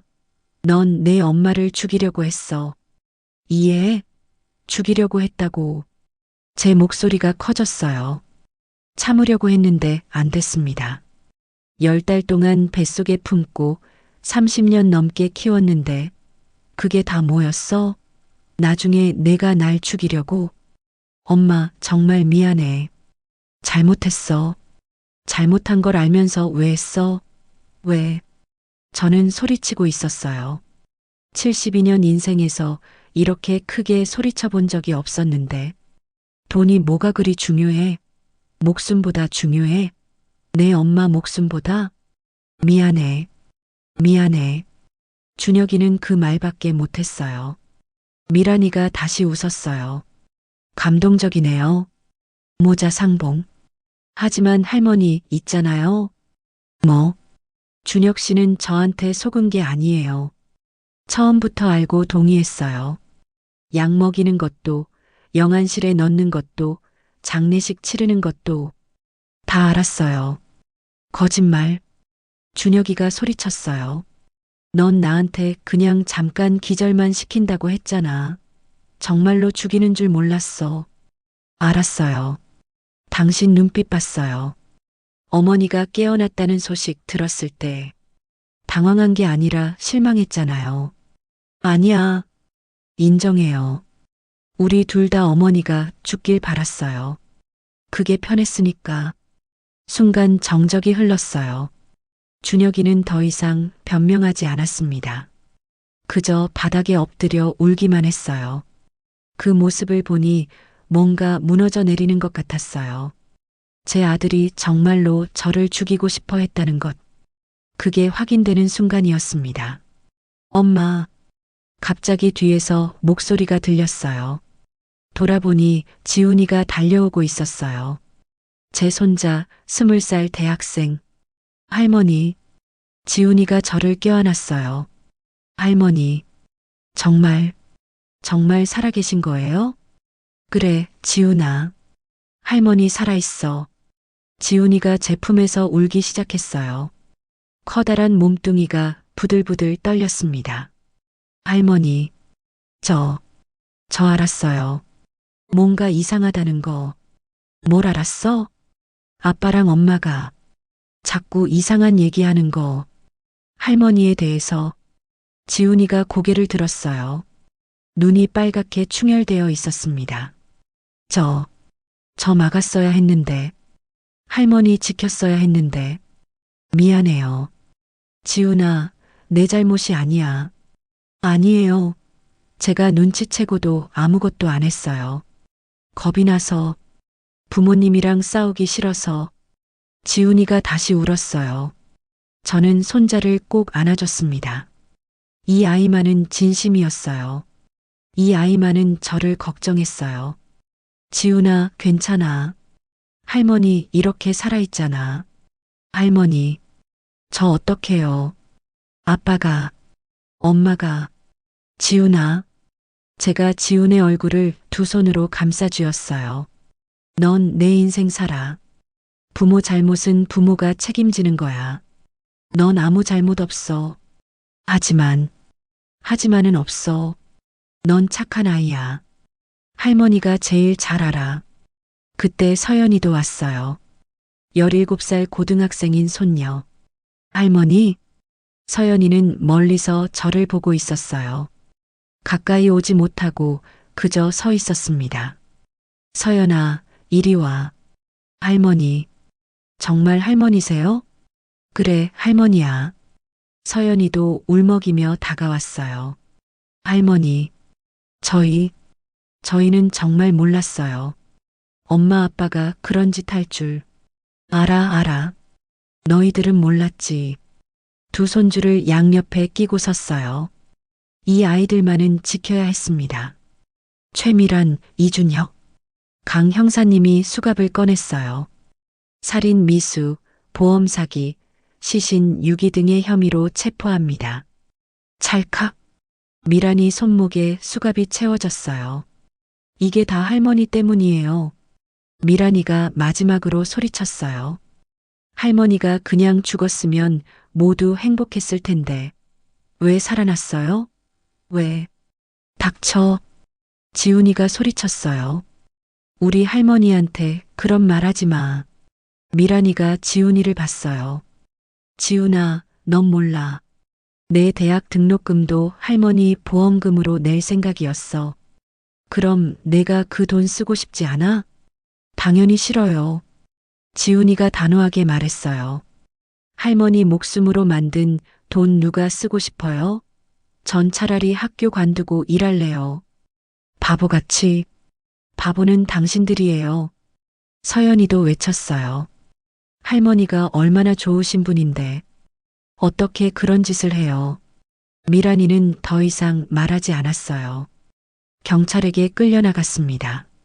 준혁이에게도 수갑이 채워졌어요. 엄마. 준혁이가 저를 봤어요. 마지막으로 저를 봤습니다. 정말 미안해. 저는 대답하지 않았어요. 뭐라고 말해야 할지 몰랐습니다. 용서해달라고? 용서할 수 있을까요? 사랑한다고? 아직도 사랑할까요? 아무 말도 할 수 없었어요. 준혁이가 끌려나갔어요. 경찰차에 태워져서 멀어져 갔습니다. 로비는 완전히 조용해졌어요. 조문객들도 하나둘 떠났고 이제 제 영정사진과 열린관만 남았습니다. 관 속에 할머니를 봤어요. 저 할머니도 누군가의 엄마였을까요?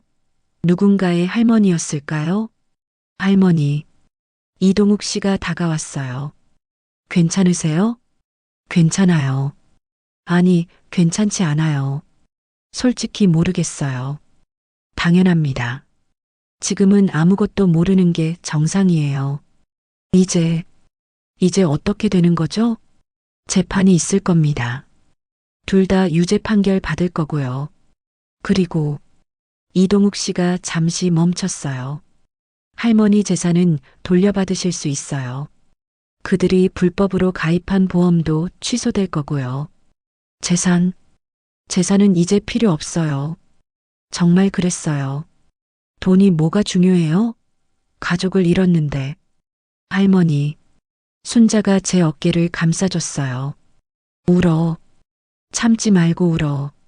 그제야 눈물이 터졌어요. 손자들 앞에서, 순자 앞에서, 이동욱 씨 앞에서 저는 소리내어 울었습니다. 왜 이렇게 된 거야? 할머니. 지훈이가 저를 안아줬어요. 서연이도 옆에서 제 손을 잡아줬어요. 저희가 있어요, 할머니.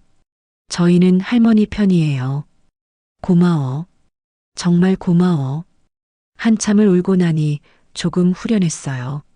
슬프지만 살았으니까. 아프지만 진실을 밝혔으니까. 외롭지만 손주들이 있으니까. 할머니. 이동욱 씨가 제 반지를 가리켰어요.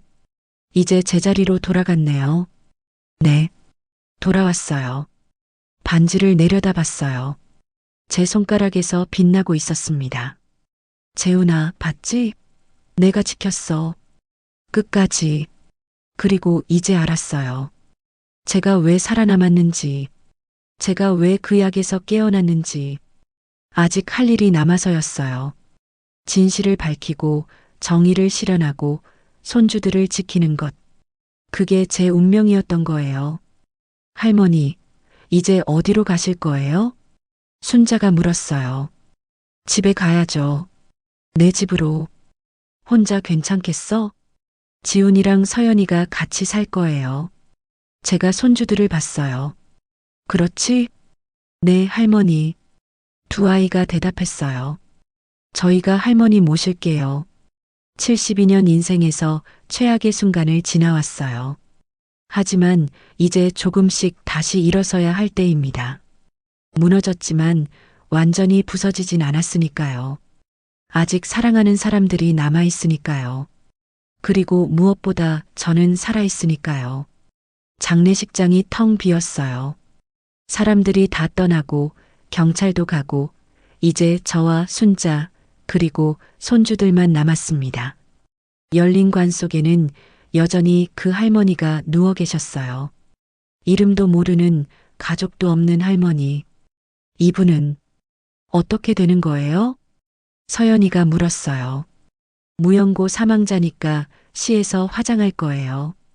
이동욱 씨가 대답했어요. 그냥 그렇게? 안타깝지만 그렇습니다. 저는 관으로 다가갔어요. 할머니의 얼굴을 자세히 봤습니다. 주름이 깊었어요. 고생 많이 하신 얼굴이었습니다. 저처럼 평생 힘들게 사셨을 것 같았어요. 할머니, 제가 작은 목소리로 말했어요. 제 장례식에 와주셔서 이상하게 들리겠지만 고마워요. 순자가 제 옆에 섰어요. 영수가 이분 덕분에 진실이 밝혀진 거잖아. 이분이 여기 안 계셨으면 저 사람들이 계속 거짓말했을 거야. 저는 제 반지를 내려다봤어요. 이분한테도 반지가 있었을까? 누군가 주신 소중한 반지. 아마 있었겠지. 찾아드려야 하는데. 이동욱 씨가 다가왔어요. 할머니, 제가 알아보겠습니다. 이분 신원 확인되면 유품도 찾아서 함께. 고마워요. 그리고 저는 지갑을 꺼냈어요. 이분 장례는 제가 치를게요. 할머니, 괜찮아요. 제 돈으로 작은 장례라도 해드리고 싶어요. 그게 예의인 것 같아서. 이동욱 씨가 고개를 끄덕였어요. 좋은 마음이십니다. 제가 도와드리겠습니다. 그날 오후 우리는 작은 추도식을 열었어요. 아무도 없는 빈 장례식장에서 이름 모를 할머니를 위해 제가 국화 한 송이를 놓았어요. 할머니, 편히 쉬세요. 당신도 힘든 인생 사셨을 거예요. 이제 푹 쉬세요. 지훈이와 서연이도 꽃을 놓았습니다. 순자도 이동욱 씨도 관이 닫히고 할머니는 떠나셨어요. 그분의 마지막 여행에 우리가 함께 해드렸습니다. 사흘 후 구치소. 준혁이를 면회하러 갔어요. 가지 말까 수없이 고민했지만 결국 갔습니다. 왜일까요? 아직도 잘 모르겠어요. 미워하는데 그래도 내 아들이라서. 박영숙님 면회 오셨습니다. 교도관이 안내했어요. 투명한 아크릴판 너머로 준혁이가 앉아 있었어요. 죄수복을 입은 내 아들. 수화기를 들었어요. 서로 한참을 말이 없었습니다. 뭐라고 말해야 할지 몰랐어요. 엄마. 준혁이가 먼저 입을 열었어요. 와줘서 고마워. 고맙긴. 그냥 얼굴이나 보려고. 엄마 나 말하지 마. 미안하다는 말하지 마. 제가 준혁이 말을 끊었어요. 그 말 들으려고 온 거 아니야. 그럼 그냥 너 건강한지 보러 왔어. 밥은 먹고 다니는지. 준혁이가 울먹였어요. 엄마, 나 정말. 준혁아. 저는 차분하게 말했어요. 나 너 용서 못해. 아마 평생 못할 거야. 알아. 근데 그래도 넌 내 아들이야. 그것만은 변하지 않아. 준혁이가 고개를 떨구었어요. 변호사는 뭐래? 10년. 10년 이상 나올 수 없을 거래. 그래. 미란이는 15년. 미란이. 그 이름을 들으니 또 화가 났어요. 그 여자 다신 만나지 마. 만날 일 없어. 이혼할 거야. 아니, 이미 이혼 서류 썼어. 잘했어. 그리고 준혁아. 응? 지훈이랑 서연이는 내가 키울 거야. 고마워, 엄마. 고마워할 일 아니야. 내 손주들인데. 준혁이가 또 울었어요. 엄마, 나 정말 나쁜 놈이지? 나쁜 놈이지. 거짓말하지 않았어요. 근데 준혁아, 응? 그래도 살아. 거기서 10년 후에 나오면 그때 다시 생각해보자. 뭘? 우리가 다시 가족이 될 수 있을지. 10년 후에 준혁이의 눈에서 눈물이 주르륵 흘렀어요. 엄마, 꼭, 꼭 살아서 나갈게. 그리고 제대로 된 사람 될게. 그래, 그렇게 해. 면회 시간이 끝났어요. 엄마, 자주 와줘. 생각해 볼게. 거짓말이었어요. 자주 올 자신이 없었거든요. 그래도 완전히 안 오진 않을 거예요. 가끔, 아주 가끔. 그게 제가 할 수 있는 전부였습니다. 한 달 후, 법정. 재판이 열렸어요. 저도 증인으로 출석했습니다. 증인, 피고인들이 정말로 증인을 살해하려 했다고 확신하십니까? 검사가 물었어요. 네. 저는 단호하게 대답했어요. 제게 약을 먹였고, 영안실에 넣었고, 장례식까지 치렀습니다. 살해하려 한 게 맞습니다. 피고인 최미란에 대해서는 어떻게 생각하십니까? 계획적인 범죄자입니다. 이미 2명의 남편을 죽였고 저까지 죽이려 했습니다. 미란이가 저를 쏘아봤어요. 하지만 저는 눈도 깜빡이지 않았습니다. 피고인 이준혁은 증인의 친아들입니다. 그럼에도 불구하고 같은 생각이십니까? 이 질문이 제일 어려웠어요. 네. 왜 그렇게 생각하십니까? 아들이지만 잘못은 잘못입니다. 처벌받아야 합니다. 준혁이가 고개를 떨구었어요. 변호사가 저를 향해 물었어요. 증인, 혹시 피고인들을 용서할 의향은 없으십니까? 없습니다. 피고인 이준혁이 진심으로 반성하고 있는데도요? 반성과 용서는 다른 문제입니다. 하지만 친아들인데, 친아들이라서 더 용서하기 어렵습니다. 법정이 조용해졌어요. 저를 낳아준 부모도 아니고 제가 낳은 자식인데 그 자식이 저를 죽이려 했습니다. 이걸 어떻게 용서합니까? 재판장이 고개를 끄덕였어요. 충분히 이해합니다. 증인 수고하셨습니다. 재판은 2달간 이어졌어요. 그리고 최종 판결이 나왔습니다. 피고인 최미란 살인 미수 및 보험 사기, 시신 유기 등의 혐의로 징역 15년을 선고한다. 미란이가 비명을 질렀어요. 이게 말이 돼요? 15년이라고요? 피고인 이준혁 살인 미수방조 및 보험 사기 공모 혐의로 징역 10년을 선고한다. 준혁이는 조용히 판결을 받아들였어요. 저는 아무 감정도 느끼지 않았습니다. 기쁘지도 슬프지도 않았어요. 그저 끝났다는 생각만 들었습니다. 정말로 이제 끝이구나. 그날 밤 집으로 돌아왔어요. 제 집, 30년을 산 이 집. 지훈이와 서연이가 저녁을 차려놓고 기다리고 있었어요. 할머니, 어서 오세요. 고생하셨어요, 할머니. 식탁에는 따뜻한 된장찌개가 있었어요. 김치도 계란말이도. 너희가 다 했니? 네. 서연이가 찌개 끓이고 저는 반찬 만들었어요. 우와, 고마워. 셋이서 밥을 먹었어요. 오랜만에 편안한 식사였습니다. 할머니, 지훈이가 말했어요. 저희 할머니 잘 모실게요. 그럼요. 할머니가 이 집에서 편안하게 사실 수 있게 할게요. 고마워, 애들아. 밥을 먹고 나서 거실에 앉았어요. TV를 켰는데 뉴스가 나왔습니다. 72세 할머니를 살해하려 한 며느리와 아들, 중형 선고. 우리 이야기였어요. 할머니, 채널 돌릴까요? 아니, 괜찮아. 뉴스를 끝까지 봤어요. 제 사진도 나오고 장례식장 사진도 나왔습니다.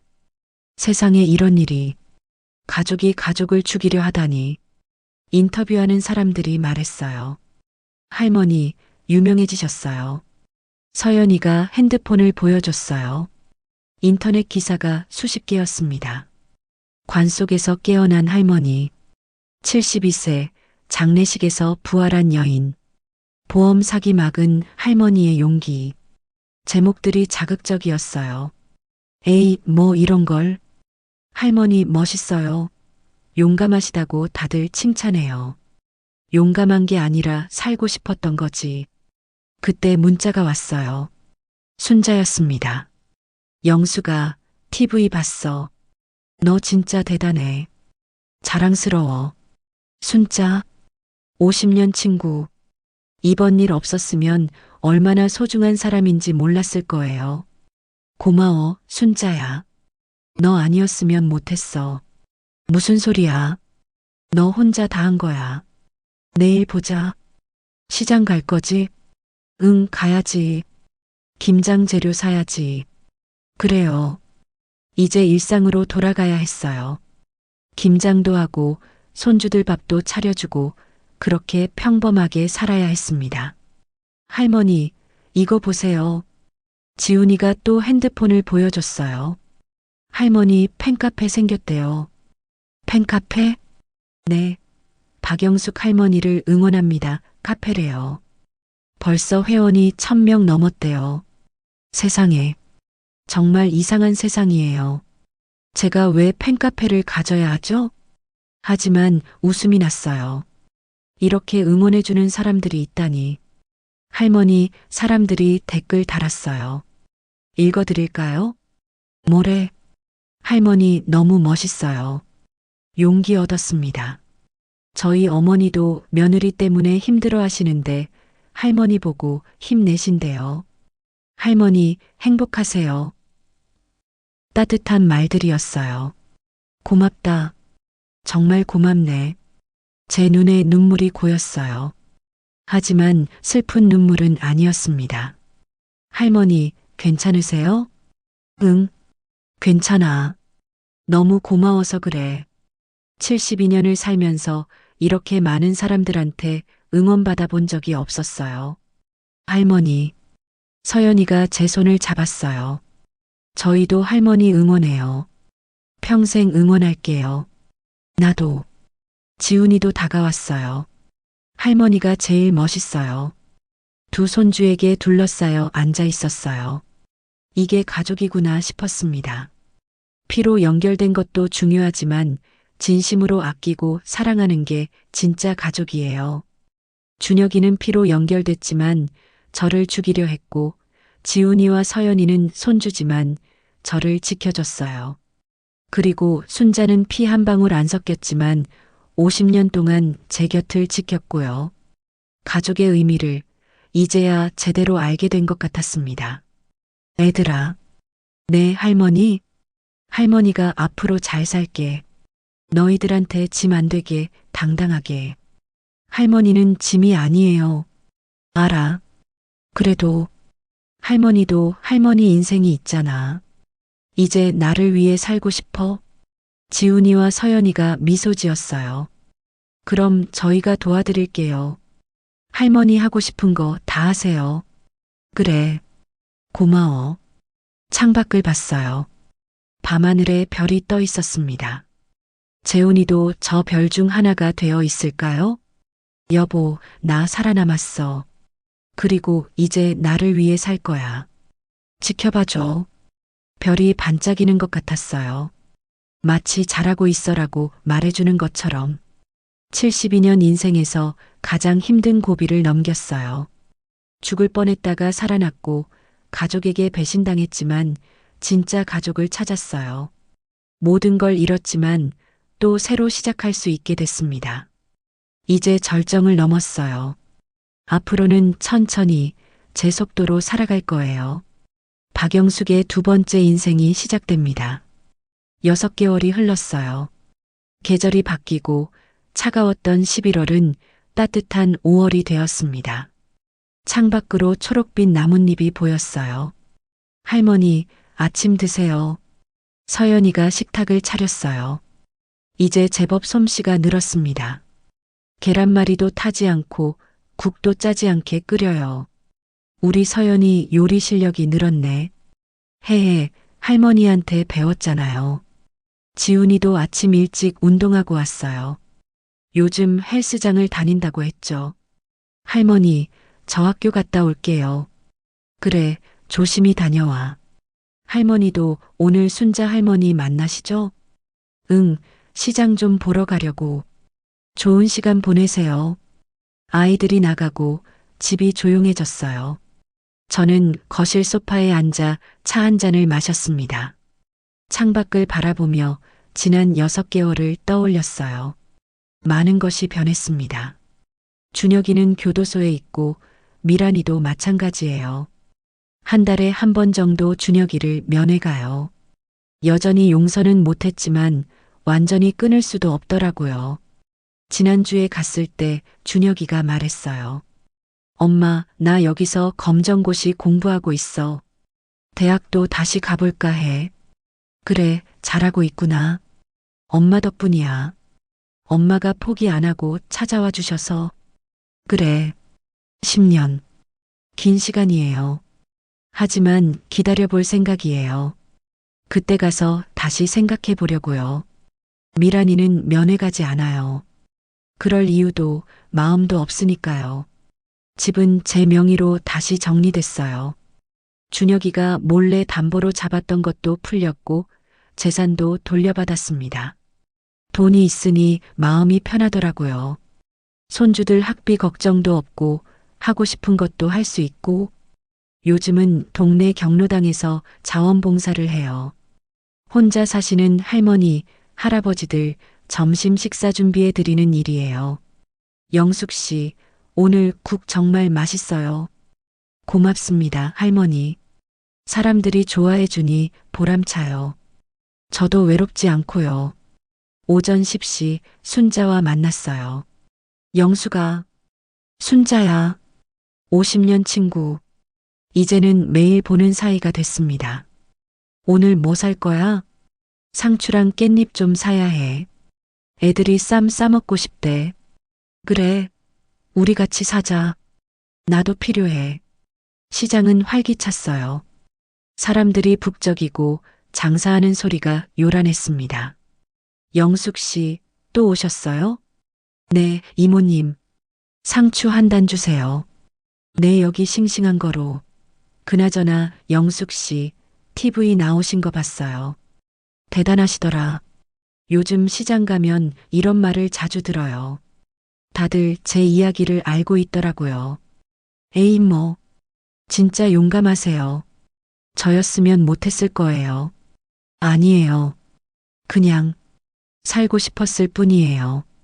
장을 보고 순자네 집에 들렀어요. 커피를 마시며 이야기를 나눴습니다. 영수가 요즘 행복해 보여. 그래. 응. 표정이 밝아졌어. 예전엔 늘 뭔가 걱정하는 표정이었는데 순자 말이 맞았어요. 예전엔 늘 걱정이 많았죠. 준혁이 걱정, 미란이 눈치, 돈 걱정. 이제는 내 걱정만 하면 되니까. 그게 맞는 거야. 나이 들면 자기 인생 살아야지. 근데 순자야. 응? 가끔 외로워. 그럴 때 나한테 전화해. 내가 달려갈게. 고마워. 순자가 제 손을 꽉 잡았어요. 영수가 우리 80까지 건강하게 살자. 아니, 90까지. 그래, 그렇게 하자. 둘이서 웃었어요. 70 넘어서 만난 우정이 이렇게 소중할 줄 몰랐습니다. 오후에 집으로 돌아와서 방 정리를 했어요. 재훈이 옷장을 열었습니다. 12년 동안 그대로 둔 남편의 옷들. 이제 정리할 때가 된 것 같았어요. 옷을 하나씩 꺼내는데 맨 안쪽에서 작은 상자가 나왔어요. 이게 뭐지? 열어보니 편지가 여러 장 들어 있었습니다. 재훈이의 글씨였어요. 첫 번째 편지를 펼쳤어요. 영수가 이 편지를 읽고 있다면 내가 이미 세상을 떠난 후겠지. 미안해. 먼저 가서. 눈물이 났어요. 당신과 42년을 함께했어. 행복했어. 당신이 내 아내여서 정말 행복했어. 하지만 당신은 항상 나를 위해, 준혁이를 위해만 살았지. 당신 자신을 위해서는 살지 못했어. 이게 늘 미안했어. 내가 당신한테 너무 많은 걸 바랐나 싶어. 그래서 이 편지를 쓰는 거야. 영수가, 내가 없어도 당신은 당신 인생을 살아야 해. 알겠지? 준혁이 걱정도 하지 마. 그 아이도 이제 어른이야. 스스로 살 거야. 당신은 당신이 하고 싶은 일을 해. 가고 싶은 곳에 가고, 먹고 싶은 거 먹고, 만나고 싶은 사람 만나. 그렇게 사는 게 나한테 효도하는 거야. 알았지? 사랑해, 영수가. 평생 사랑했어. 그리고 앞으로도 계속 당신을 사랑할 거야. 하늘에서 마이너스 당신의 남편, 재훈. 편지를 읽고 또 읽었어요. 눈물이 멈추지 않았습니다. 여보, 중얼거렸어요. 나 지금 당신 말대로 살고 있어. 나를 위해 살고 있어. 두 번째 편지도 열었어요. 세 번째도 모두 비슷한 내용이었어요. 영수가 당신 인생을 살아. 그 말을 계속 반복하고 있었습니다. 알았어, 여보. 알았어. 반지를 내려다봤어요. 손가락에서 빛나고 있었습니다. 우리 반지, 내가 지켰어. 그리고 이제 나를 위해 살게. 당신이 바라던 대로. 창밖을 보니 해가 지고 있었어요. 붉은 노을이 하늘을 물들이고 있었습니다. 아름다운 저녁이었어요. 저녁 식사 시간. 지훈이와 서연이가 돌아왔어요. 할머니, 우리 왔어요. 어서 와. 손 씻고 밥 먹자. 식탁에 둘러앉았어요. 제가 끓인 된장찌개, 서연이가 부친 전, 지훈이가 산 치킨. 오늘은 치킨 파티네. 네. 제가 알바비 받았어요. 제 돈으로 샀어요. 우리 지훈이 기특하네. 밥을 먹으면서 이야기를 나눴어요. 할머니, 저 이번에 시험 잘 봤어요. 반에서 5등. 우와, 서연이 대단한데? 할머니가 맛있는 거 해주셔서 공부 힘이 나요. 저는 여자친구 생겼어요. 어머, 정말? 네. 같은 과 선배인데요. 다음에 할머니 소개시켜 드릴게요. 아이들이 밝게 자라고 있었어요. 부모님이 없어도 상처가 있어도 이렇게 씩씩하게. 애들아. 네, 할머니. 할머니가 너희들한테 고마워. 왜요, 갑자기? 그냥 너희가 있어서 할머니가 살 수 있었어. 정말이야. 지훈이가 웃었어요. 저희야말로요. 할머니 없었으면 저희 어떡해요.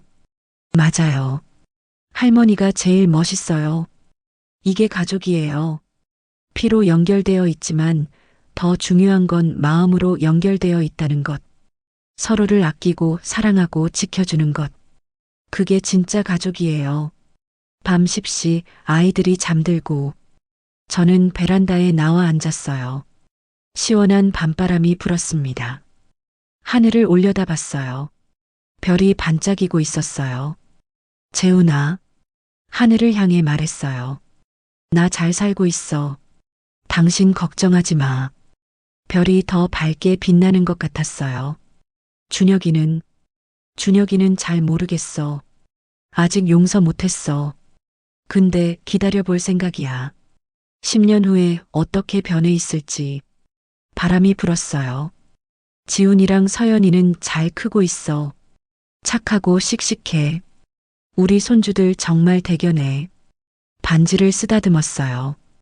그리고 나 이제 나를 위해 살려고 해.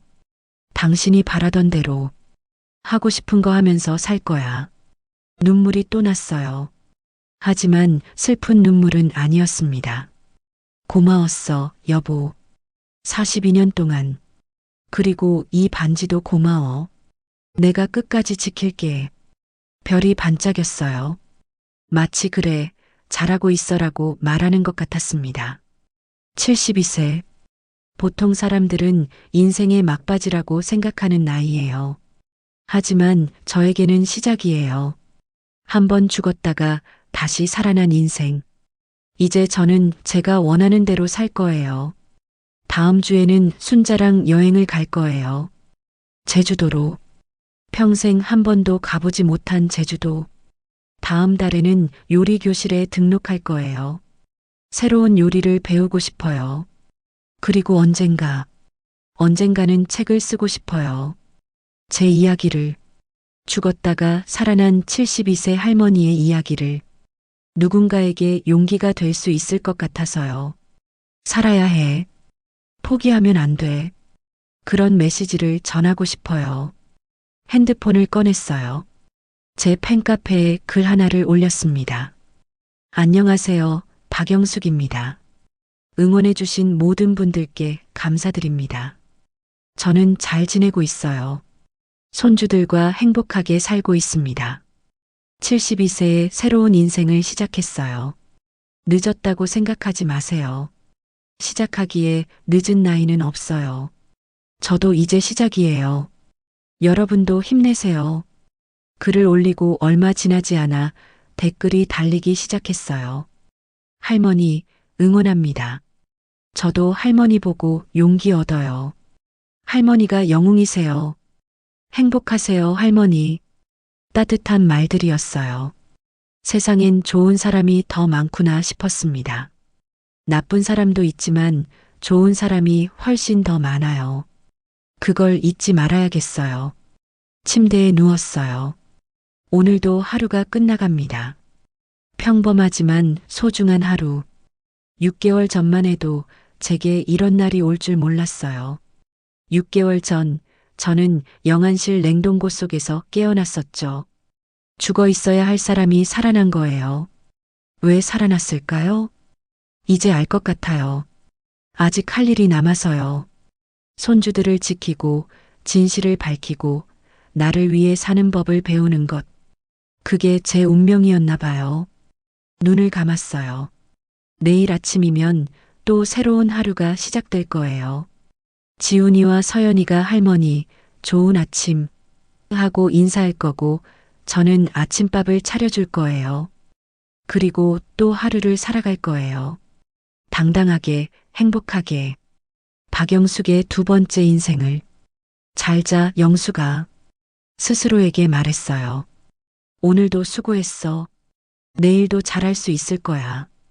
깊은 잠에 빠져들었어요. 평온하고 따뜻한 잠이었습니다. 꿈속에서 재훈이가 나타나 손을 잡아줬어요. 잘하고 있어, 영숙아. 고마워, 여보. 앞으로도 잘할 거야. 넌 강한 사람이니까. 응, 노력할게. 사랑해, 영숙아. 나도 사랑해, 여보. 꿈속에서도 반지가 반짝이고 있었어요. 30년 전 그날처럼. 우리가 처음 만났던 그날처럼. 영원한 사랑의 증표처럼. 72세 박영숙의 이야기는 여기서 끝납니다. 하지만 그녀의 인생은 계속됩니다. 매일 아침 눈을 뜨고 손주들과 밥을 먹고 친구를 만나고 새로운 것을 배우면서 죽었다가 살아난 여자. 아니, 살기 위해 싸운 여자. 그리고 이제 자기 인생을 사는 법을 배운 여자. 당신도 포기하지 마세요. 시작하기에 늦은 나이는 없으니까요. 박영숙처럼 당당하게 살아가세요.